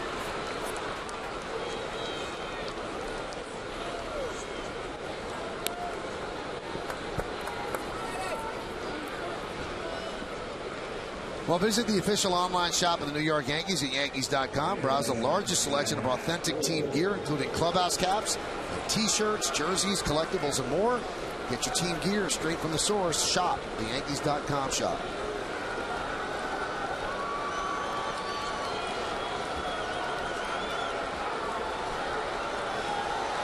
Here's Matt Tolbert, who's 0 for 4 tonight.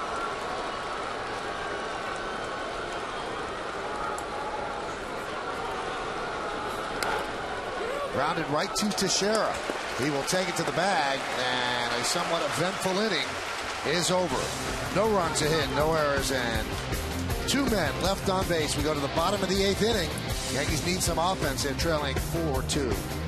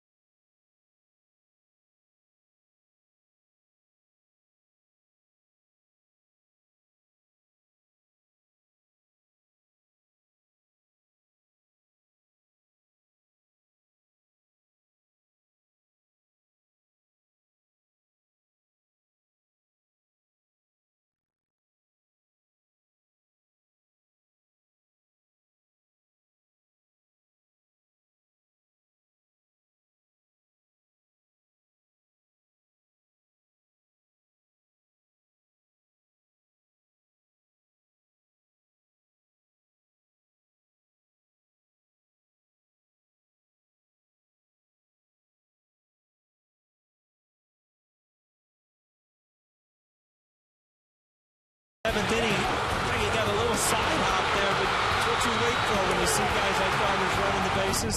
It's as loud as I've heard this stadium all year inside the park home. Well, the Yankees are trailing 4-2. Jose Mijares, who got the final out of the 7th inning, deals to Cano. And there's a strike.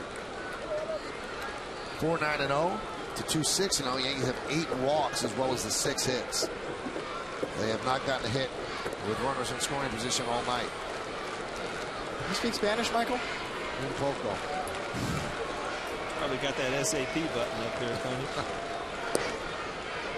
One of my biggest regrets is not learning how to speak Spanish. I would love to have an in-depth conversation with El Duque, find out what's going on in that mind.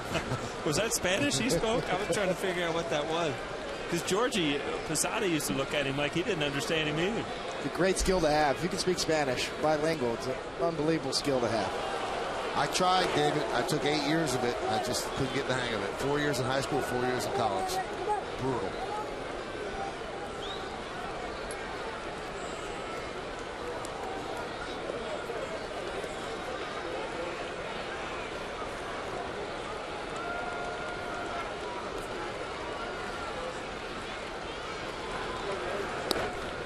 Missed outside, count 2-2.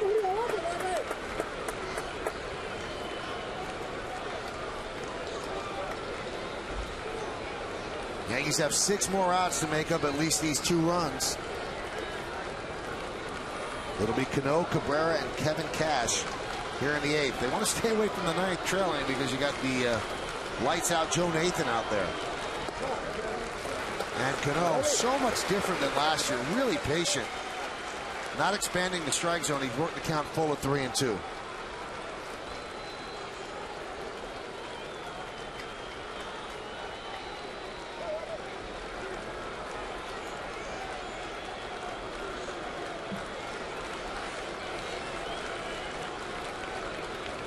And the pitch. Fouled the other way and out of play.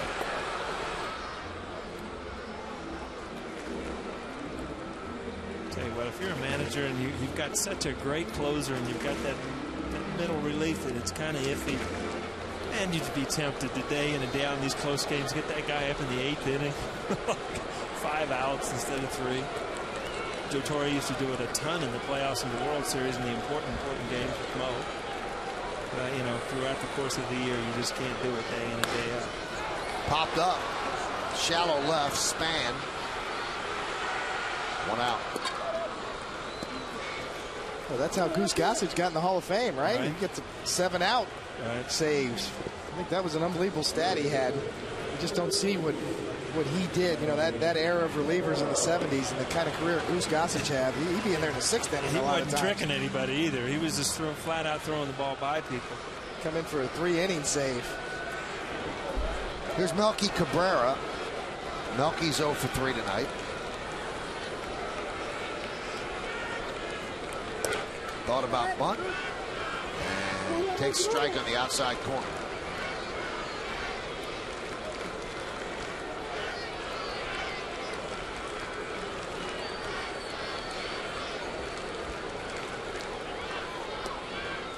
Count 1-1. Whitey Ford and Louis Arroyo had that working one year, didn't they? A couple of years, Michael. Back in the day. Arroyo, a lefty kind of screwballer, would come in back when Whitey had his circulation problems in his arm. He could only go 6 innings.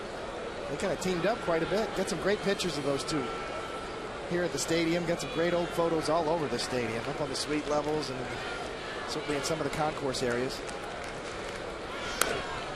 That one's punched into shallow center and through for a base hit. So Melky Cabrera gets on. And that'll bring Kevin Cash up as the tying run. You know, sometimes you get jammed, and if you have the proper swing and that's not trying to pull that ball, you can muscle that ball right up the middle just enough. Melky's a solid hitter. I mean, he knows how to hit it. If he stays away from the temptations of trying to hit home runs, you know, he could be a 3-hitter. You see that.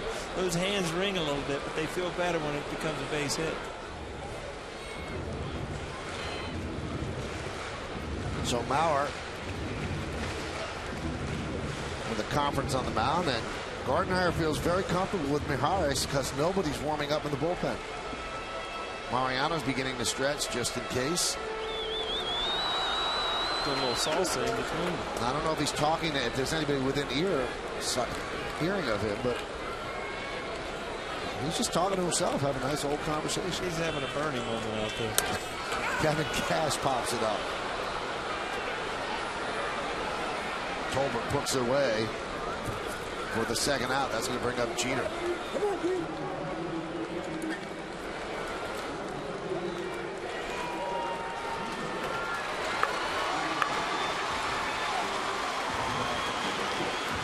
Hey, tomorrow on Yes, the Yankees play Game 2 against the Twins right here at Yankee Stadium. The coverage starts at noon with batting practice today in the Tri-State Ford pregame. Then David Cohn, Paul O'Neill, and I have the call.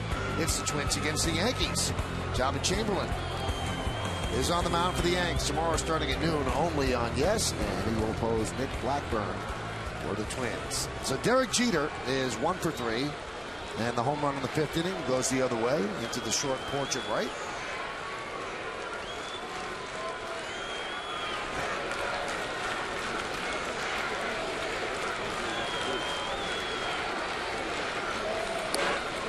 Staying inside on Jeter in the count 0-1. Now Jeter could take the inside pitch the other way. That's what he does.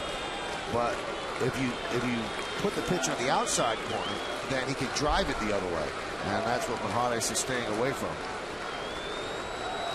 But he can fool you every now and then, Paul, and turn on the inside pitch. Yeah, he'll guess inside once in a while. But again, I mean, you're looking to try to keep a lead here. I don't think you can throw a fastball out over the plate. I think you have to throw the ball out off the plate and in right there and try to tie him up. Popped up, shallow center coming on Gomez. He puts it away for the final out of the 8th. No runs a hit, no errors, and 1 man left. We take this baby to the 9th inning. It's a tight one. Twins 4-2 over the Yanks.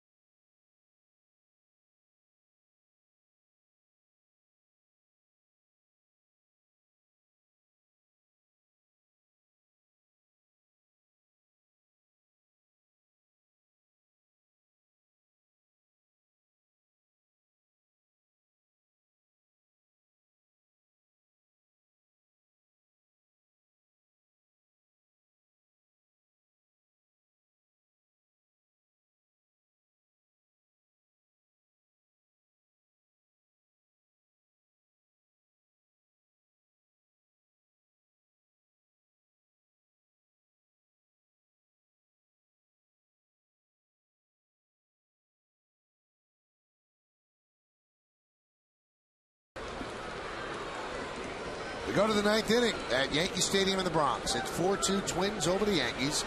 And the heart of the order for the Twins coming up, Mauer, Morneau, and Kubel against Edouard Ramirez.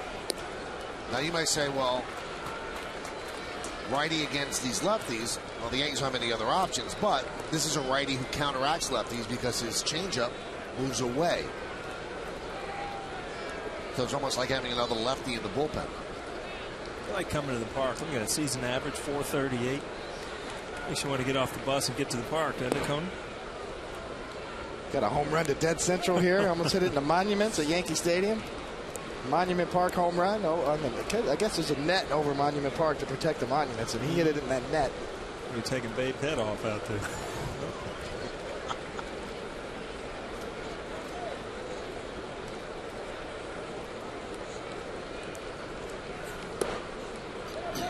You know something, listen to this, Michael. This is weird. And you look at this. We talked about how to keep this ball centered in the middle of the field. Get your hands inside it and still drive it out there. The other night, you know, you just have a dream and you wake up. Right. I was in this warehouse and I'm throwing and Babe Ruth's hitting. And I'm just talking to him just like you and me, Coney. And I woke up and you know how the dream seems so real. It's like, God, I just met Babe Ruth, man. It took me till about noon to figure out that you were gooning. You were gooning. I was gooning. I was really out of it. That was so strange. What was Babe saying? Do you remember? He was just hanging out. I was throwing to him. He was taking a little BP. It was great. But I don't know. And Mauer walks. Time now to take a look at the Land Rover drive of the game. Which one is it? Well, the Land Rover drive of the game is, it's Justin Morneau. That's his second one of the night. Cutter that didn't cut up in the second deck in the 5th inning. Justin Morneau, 2 home runs. The second one is the Land Rover drive of the game. You talk about Yankee Stadium, how the ball's been carrying. I mean, there's been some no-doubters tonight. These guys are good hitters, the guys that have been hitting. Morneau and Mauer, I mean, they've got power. And it's funny to have two, you know, kind of franchise players, both, you know, from the left side of the plate, but they handle lefties so well, you know, and it's a pleasure to watch guys that out in BP take batting practice like that and then take it right into the game. Just superstar hitters. Now, David just told you about the drive of the game, which went into the second deck. And Johnny Damon's hit a lot there. And I asked him in Baltimore last week, and I said, is the upper deck reachable here? And he said, absolutely. He said, I guarantee somebody will hit in the upper deck. Because it's so reset from the old place where the upper deck kind of hung over. And now it's a real long drive. But he thinks it could be reached. Morneau, a 2 home run game, last one. That he had 3 home runs was in 07 in July. There's that upper deck. There's a strike. I was talking to Burt Blyleven, the great, who I think is a Hall of Fame pitcher who covers the Twins, you know, for television. He said he saw Morneau hit him in the upper deck in BP today. That's what I was just going to say. I mean, before it'll happen in BP, before people start to believe it. See, Blyleven, one of the better curveballs that I ever saw. I faced him in spring training a few times.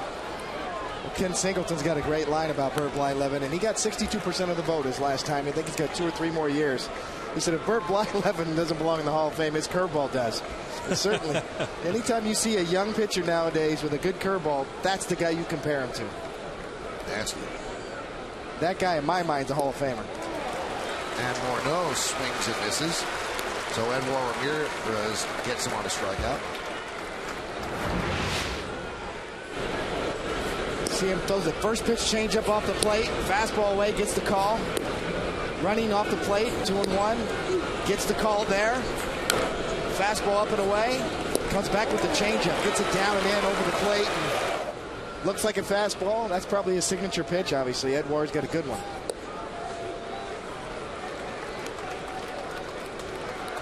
You know, Edouard had a little injury in spring training, a little bit of a slow start this year.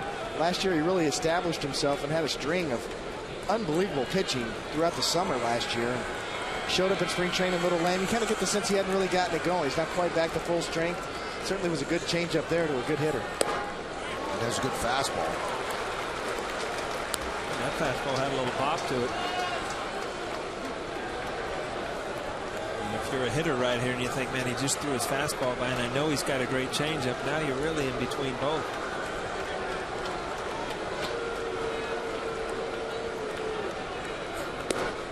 curious, Paul, the Babe Ruth dream, what time did you wake up?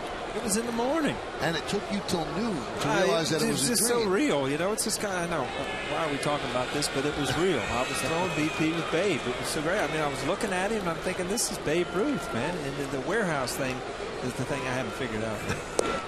Swing and a miss this Kubel down on strikes. There are psychiatrists all over New York wondering what's going on. They're analyzing this. Hey, it could be worse. I could have been like throwing BP to you or something. That would be worse. Where's Frazier Crane? Maybe he's in the house tonight, too.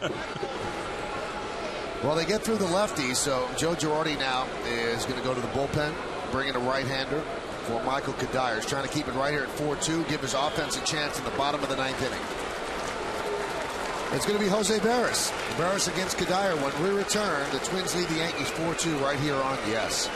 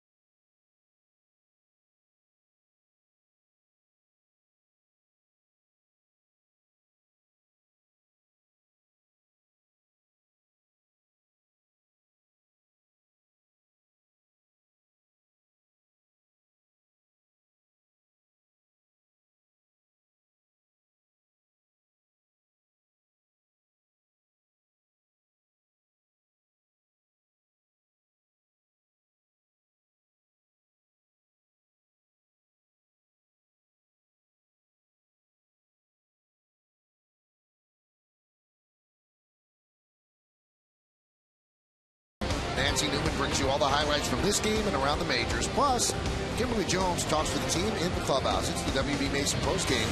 It's only on Yes.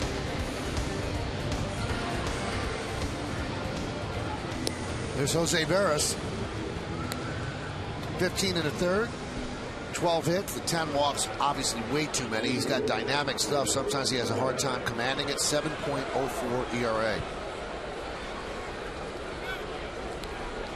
So the Yankees have used 6 pitchers. Phil used 1-5. Then Al Baladejo, Koch, Tomko, Ramirez, and Barris.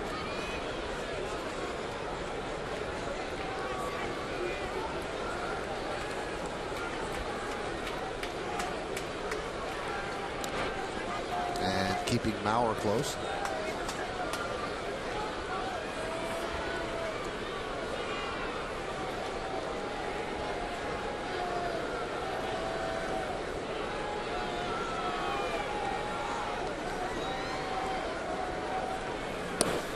There's a strike.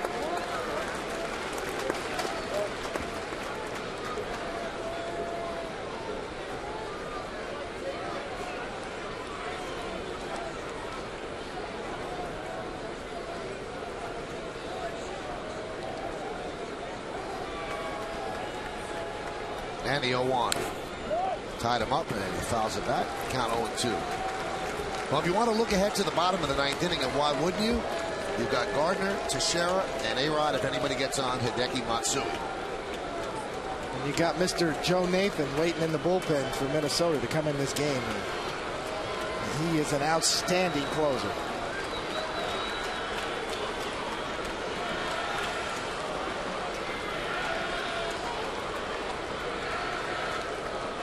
And the 0-2. Swing and a miss.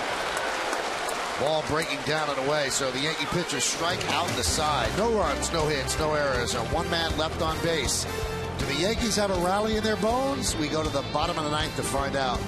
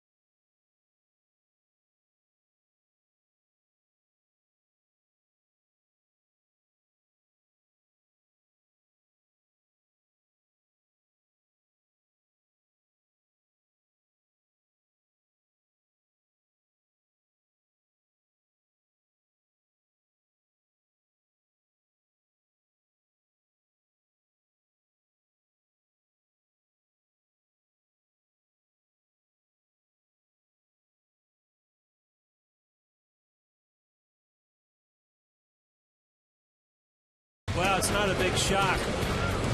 In the second inning, it is 10th home runner in the game.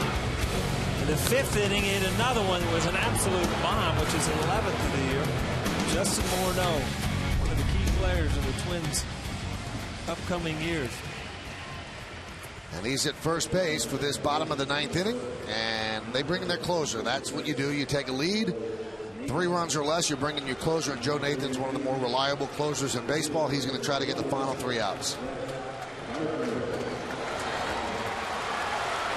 See Nathan's numbers on the year, once again, just very consistent. 14 games, 1.29 ERA, 14 innings, only 8 hits, 3 walks.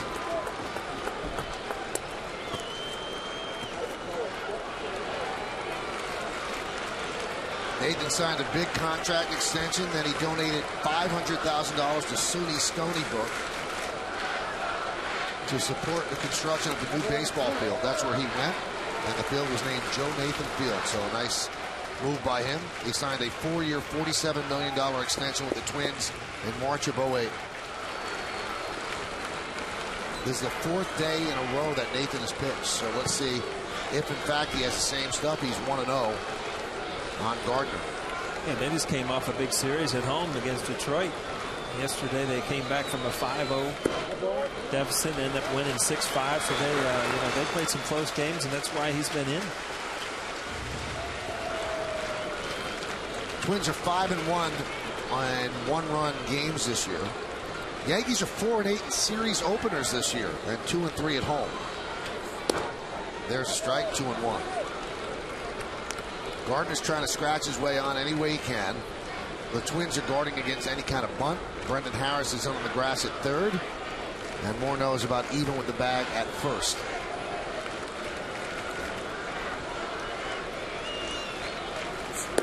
There's a strike.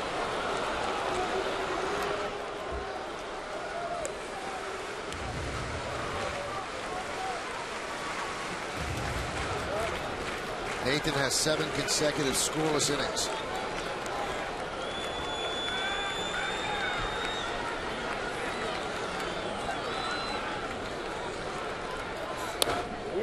Line drive, foul. It's really, if you think about it, one of the better deals in baseball history.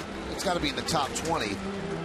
November 2003, the Twins sent A.J. Przinsky to the Giants for Joe Nathan, Boof Bonser, who's been a pretty decent pitcher for the Twins, and Francisco Liriano. That's a great trade, because making it even better is A.J. Przinsky didn't work out with the Giants. They traded him after 1 year.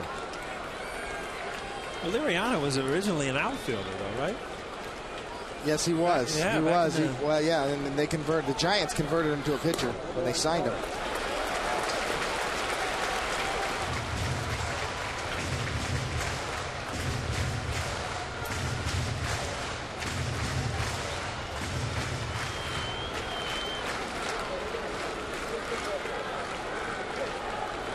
So now the count 3-2 on Gardner here in the bottom of the 9th, leading off. Nathan deals. And that one is slapped into right center field. That is going to be a base hit.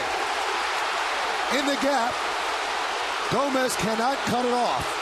Gardner's going to go to 3rd, and he'll make it with a triple. Gardner is so fast that he fell down. Now the Twins think that he missed first base. Joe Nathan wants the ball. He's going to step on first base. Gardner did trip around the bag and still made a triple, so he has a single, a triple, and a home run. You know what? If he's busting around the whole time he doesn't fall, he might have back-to-back inside the Parker. Let's follow. Let's see if he did touch the bag. Oh, he made it. He fell over the bag. He slid off the bag. That's what you call a handicap, huh, Paulie? You're going to go ahead and fall down and still get a stand-up triple. So now Nathan will step off and throw to first. Safe. He did touch the bag, so Marty Foster was right there. Now it gets dramatic as you have Teixeira and A-Rod. And take one more look. It's a rubberized bag, and he just slipped. Lucky he didn't break his ankle. Went down, got up, and still got to 3rd.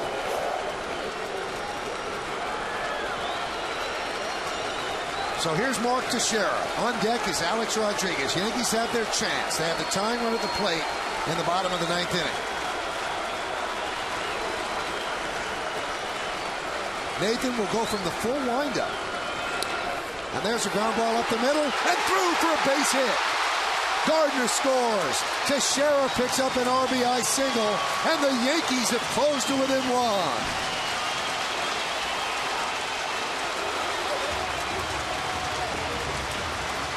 Again, Teixeira has come up in some big situations, and sometimes these situations get you away from you, kind of the funk you are. He got a fastball pretty much dead center right down the middle, just out of the reach. Tolbert at second base.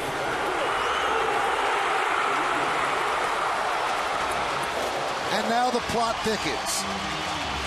Mark Teixeira gets a big hit. Alex Rodriguez in his first game in the new Yankee Stadium, missing 28 games because of hip surgery, returning on the road, hitting a home run on his first swing.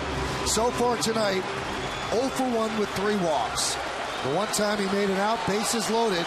With 1 out, he struck out. A big opportunity for Alex Rodriguez in his first game in the new house.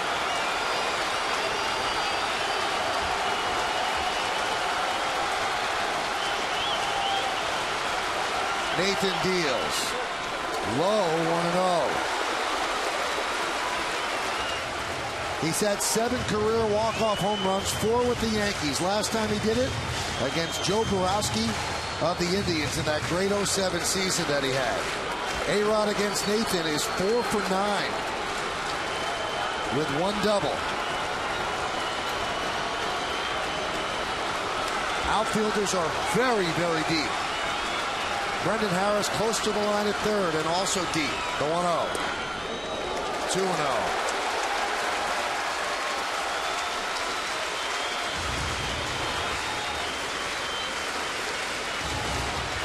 The Yankees have 17 wins this year.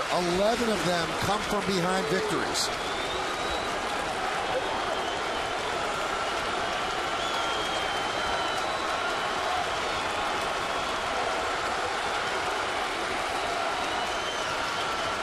And the 2-0. He gets a call on the inside corner. A-Rod, you can see he's not pleased with that call. Well, Joe Nathan's got good movement on a 2-0 fastball, Paulie. He comes in. There's a lot of movement on that glove, and Wally Bell gives him the call right there. Way inside. That ball right there, I mean, that changes the whole at bat. I mean, you're 2-1, you're back into count instead of 3-0.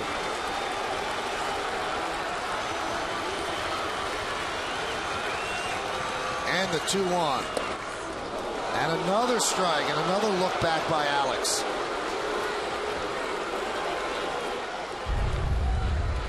Well, almost a carbon copy, really. I mean, that one with a little less movement of the glove.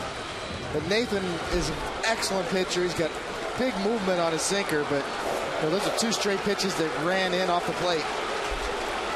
And they look like they hit the batter's box white rather than the plate white. So now it's 2-2 rather than ball 4. And the pitch. A-Rod's worked the count full. Now Joe Girardi has a decision to make. Alex Rodriguez has a propensity to strike out. He'd like to stay out of the double play. You guys manage. Do you send Teixeira, Paul? Absolutely not. David? No, I think he keeps Teixeira there. You know, you certainly do not want to. You just don't want to run yourself out of an inning right here. I think more importantly, if you're A-Rod here, they've been pounding you in. Wally Bell's giving him the call. I mean, Paul, you got to look in here, don't you? I tell you, with 2 strikes, he's almost taking the bat out of your hand. Your zone is so big right now. You just hope to get something good to hit. And right there, that ball is so far away to you now because of the pitches he's called inside, and that's what makes it tough. We'll see a little cut action to that pitch. Looked like Maurer was setting up inside. He wanted it in and had to reach across to the outside corner. Nice job by A-Rod to spoil it. Front hip come out there early, kind of looking in, and he did. He spoiled a good pitch away. Another payoff pitch. Teixeira leads off first. He just singled in the Yankees' 3rd run. They trail 4-3. Bottom of the 9th. The 3-2. He walked it. The 4th walk for A-Rod, and that moves the tying run to second. Well, 2 straight sliders by Nathan after pounding A-Rod in and getting some calls in off the plate. And we'll take a look at the sequence right here. First pitch slider down. Fastball in. Wally Bell doesn't call it a strike. Same pitch, calls it a strike. Same pitch, calls it a strike again. Down and in, misses. Slider away, spoiled by A-Rod. Another slider, A-Rod spits on it. That whole at bat was by that foul ball and that good slider off the plate. And, you know, we got... I think Wally Bell kept him in the count, and A-Rod battled, fouled off a good pitch, and ended up drawing a walk. Now, Rick Anderson, the pitching coach, comes out and talks with Nathan. Remember, we remind you, 4 days in a row. A lot of managers don't like to use their closers 4 days in a row. Usually it's 3 and an off day, but they use them for the 4th straight day. Now, Hideki Matsui came up last night. This was in the 8th inning, tie game, and he was the hero as he provided the go-ahead home run. Now, the Yankees don't need something that dramatic. They'll take a single right here to tie the score and move on from there. Matsui against Nathan, 2 for 4. Tonight he's 0 for 3.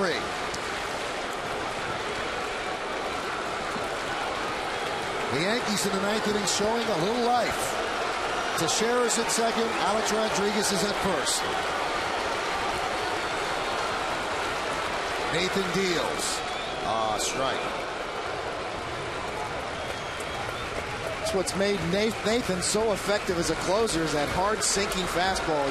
It's very hard to hit the ball in the air off of this guy. Rarely does he give up big home runs late in the game. He pounds that hard, heavy sinker down in the strike zone. First game of a 4-game set. First game of a 10-game homestand. And the 0-1. Outside, 1-1.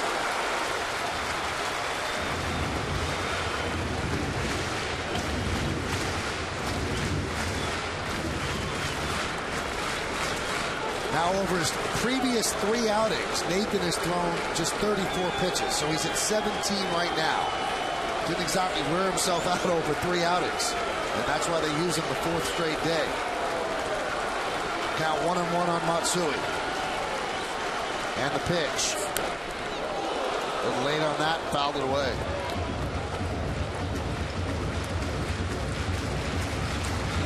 There's a good pitch by Nathan right there in on the fist of Matsui after 2 straight sinkers down and away. See him four-seam it. See how true that stays up, even though it kind of drifted in or third. Matsui's got a guard away. He clearly gets beat on a four-seamer in there.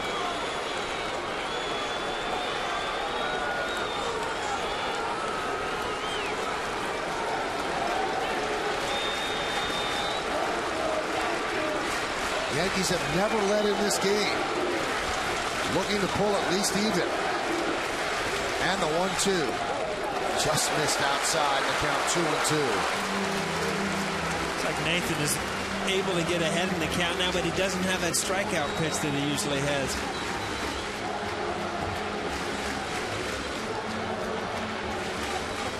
Got a hard slider generally as his put-out pitch, but dangerous pitch to Matsui here with the short porch at right field at Yankee Stadium. If he leaves it on the plate, Matsui might just launch one in the seats. You can't use it in off the plate 2-2. I mean, the count, it was 1-2 was your opportunity. Now you've almost put yourself into a fastball mode.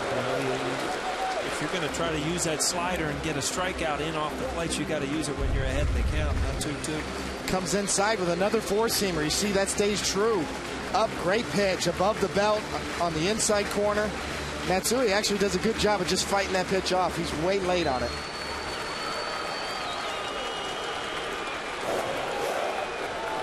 Combination of heavy sinking fastballs away and four-seamers into lefties. See if he goes back down and away with the sinker, or as you said, Paul, he takes a shot with that slider down. And the 2-2. He strikes him out. So Matsui, the first out of the inning for Nathan. Well, we got our answer, and we'll go pitch by pitch here. Sinker running down and away, gets the call. Off the plate with another sinker. Four-seamer in, beats him. Back away with the sinker. Four-seamer in, beats him again. There's the slider, and I'll tell you what, that's where he had to throw it, down in the dirt. You don't want to leave it on the plate. Good finish pitch. Matsui reads fastball. way out in front. I'll tell you, Mauer's done a good job back there and intentionally throwing some balls in the dirt in big situations, just knowing that he can block it. And Coney, I'm sure you know as a pitcher that you don't hesitate to throw that ball down the dirt when you trust your catcher. Here's Nick Swisher. Nick's 1 for 3. Nathan deals. Grounded. Oh, what a play by Morneau. And they get the out at first. That saved the lead. That goes into right field. Teixeira scores. 2 away as the runners move up. And you talk about it. I mean, this is how this team wins. I mean, a couple good plays and defensively and offensively do everything right. They'll battle you for 9 innings, and when you show up to the game to play these guys, you know you're going to have to beat them. They're not going to give it to you. Great play by Morneau. Swisher cannot believe it. And now that leaves it up to Robinson Cano. Pinch runner for Alex Rodriguez. Ramiro Pena takes over at second. Yankees want to know that they can win the game on a single. Now the outfield moves in and they're going to intentionally walk Robinson Cano, and they'll put the game in the hands of Melky Cabrera. Now when you do this, David, as you know, they have the utmost confidence and trust that Nathan throws strikes. Well, he's a veteran guy. He's a proven closer. He's got excellent control. As you said, Michael, it shows a lot of confidence. It does put a lot of pressure on the pitcher, but Joe Nathan's the type of guy that can handle it, and he's proved it.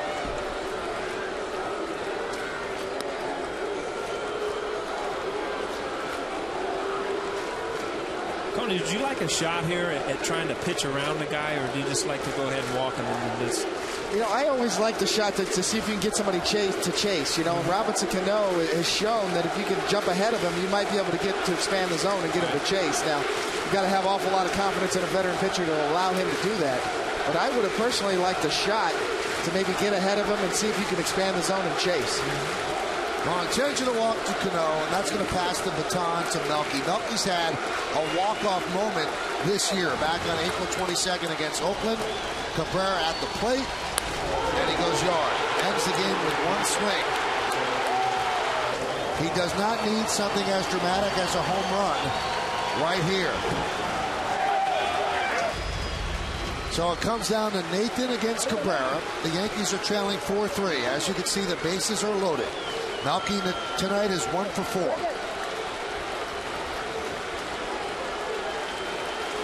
A crowd of 43,856.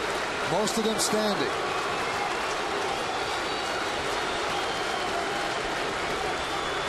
And the pitch. That one's looped into left field. That is going to be a base hit. And the Yankees win the game. 2-run score. It is a walk-off 2-run single for Melky Cabrera. And the Yankees have come all the way back. And they win this one 5-4.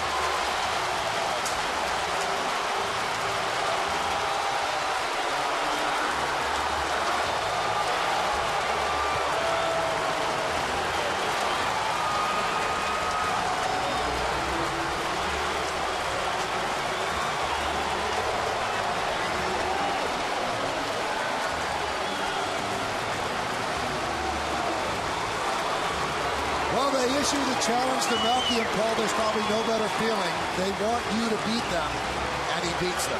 Yeah, I mean, you're on the on-deck circle watching that intentional walk, and you're telling yourself they're doing this because they think they can get me out. It is a personal challenge. It's a fun time to be Melky Cabrera right here. Game-winning hit in front of a live crowd here at Yankee Stadium tonight. So Melky gets a pitch on the outer third of the plate. Doesn't try to do too much with it, just serves it in the left field. And he knows it right away. Well, the Yankees' 2 young center fielders had a lot to do with this win. Brett Gardner with the inside to Parker, and Melky Cabrera with the walk-off 2-run single. Nathan cannot believe it. He blows the save, and the Yankees win the first game of this series 5-4. Melky's wanting that one to get down. Two speedy outfielders. Gomez can't get it. Span can't get it. And the Yankees get a win. Check out the dugout. They know what's going on. And the celebration begins in the Bronx. Ramiro Pena scores, and the Yankees win 5-4. That is a happy bunch of Yankees as they start off this homestand with a 5-4 victory. And let's get it down to Kim Jones, and she is with Melky Cabrera, who has just been gouged by his teammates. Kim, take it away. A.J. Burnett with his first pie of the season. My goodness, that pie is everywhere. Melky, how you feeling? Dile que me siento muy bien y gracias a Dios que el manager me ha dado la oportunidad de jugar todos los días y la he aprovechado. So I feel good and thanks God that the manager gave me the opportunity to play every day now and I'm helping the team. What was it like when the crowd was chanting your name before that at bat? ¿Cómo te sentías cuando el equipo estaba llamando tu nombre ahí al bate? Dile que me sentí muy bien cuando me llamaron y nada más pensé en colocar la bola en hit. So I feel really good when they were cheering my name and I was trying to hit a ball to a base hit. And how'd you do it? How'd you hit that ball? Joe Nathan's a tough closer. ¿Cómo tú le pegaste esa bola? Que Nathan es un buen cerrador. Nada más estaba buscando un picheo bueno para colocarla. I was looking for a good pitch to hit and I got it. 2 times already this season. This has got to be, you love the walk-off spot. Esta es la segunda vez. Muy bien y que gracias a Dios me ha salido bien la cosa. So I've been feeling good. Thanks God, everything's going well with me right now. And right now you need a shower. Thanks, guys. Michael. Well, thanks a lot, Kim. Obviously a big win for the Yankees, a big come-from-behind victory, and a pie in the face by A.J. Burnett. But Melky will take that every single time. They issued a challenge, the Twins did, and Melky answered with a big walk-off 2-run single. So the Yankees score in the 9th inning, 3 in the 9th inning, and they win this one 5-4. We'll be back.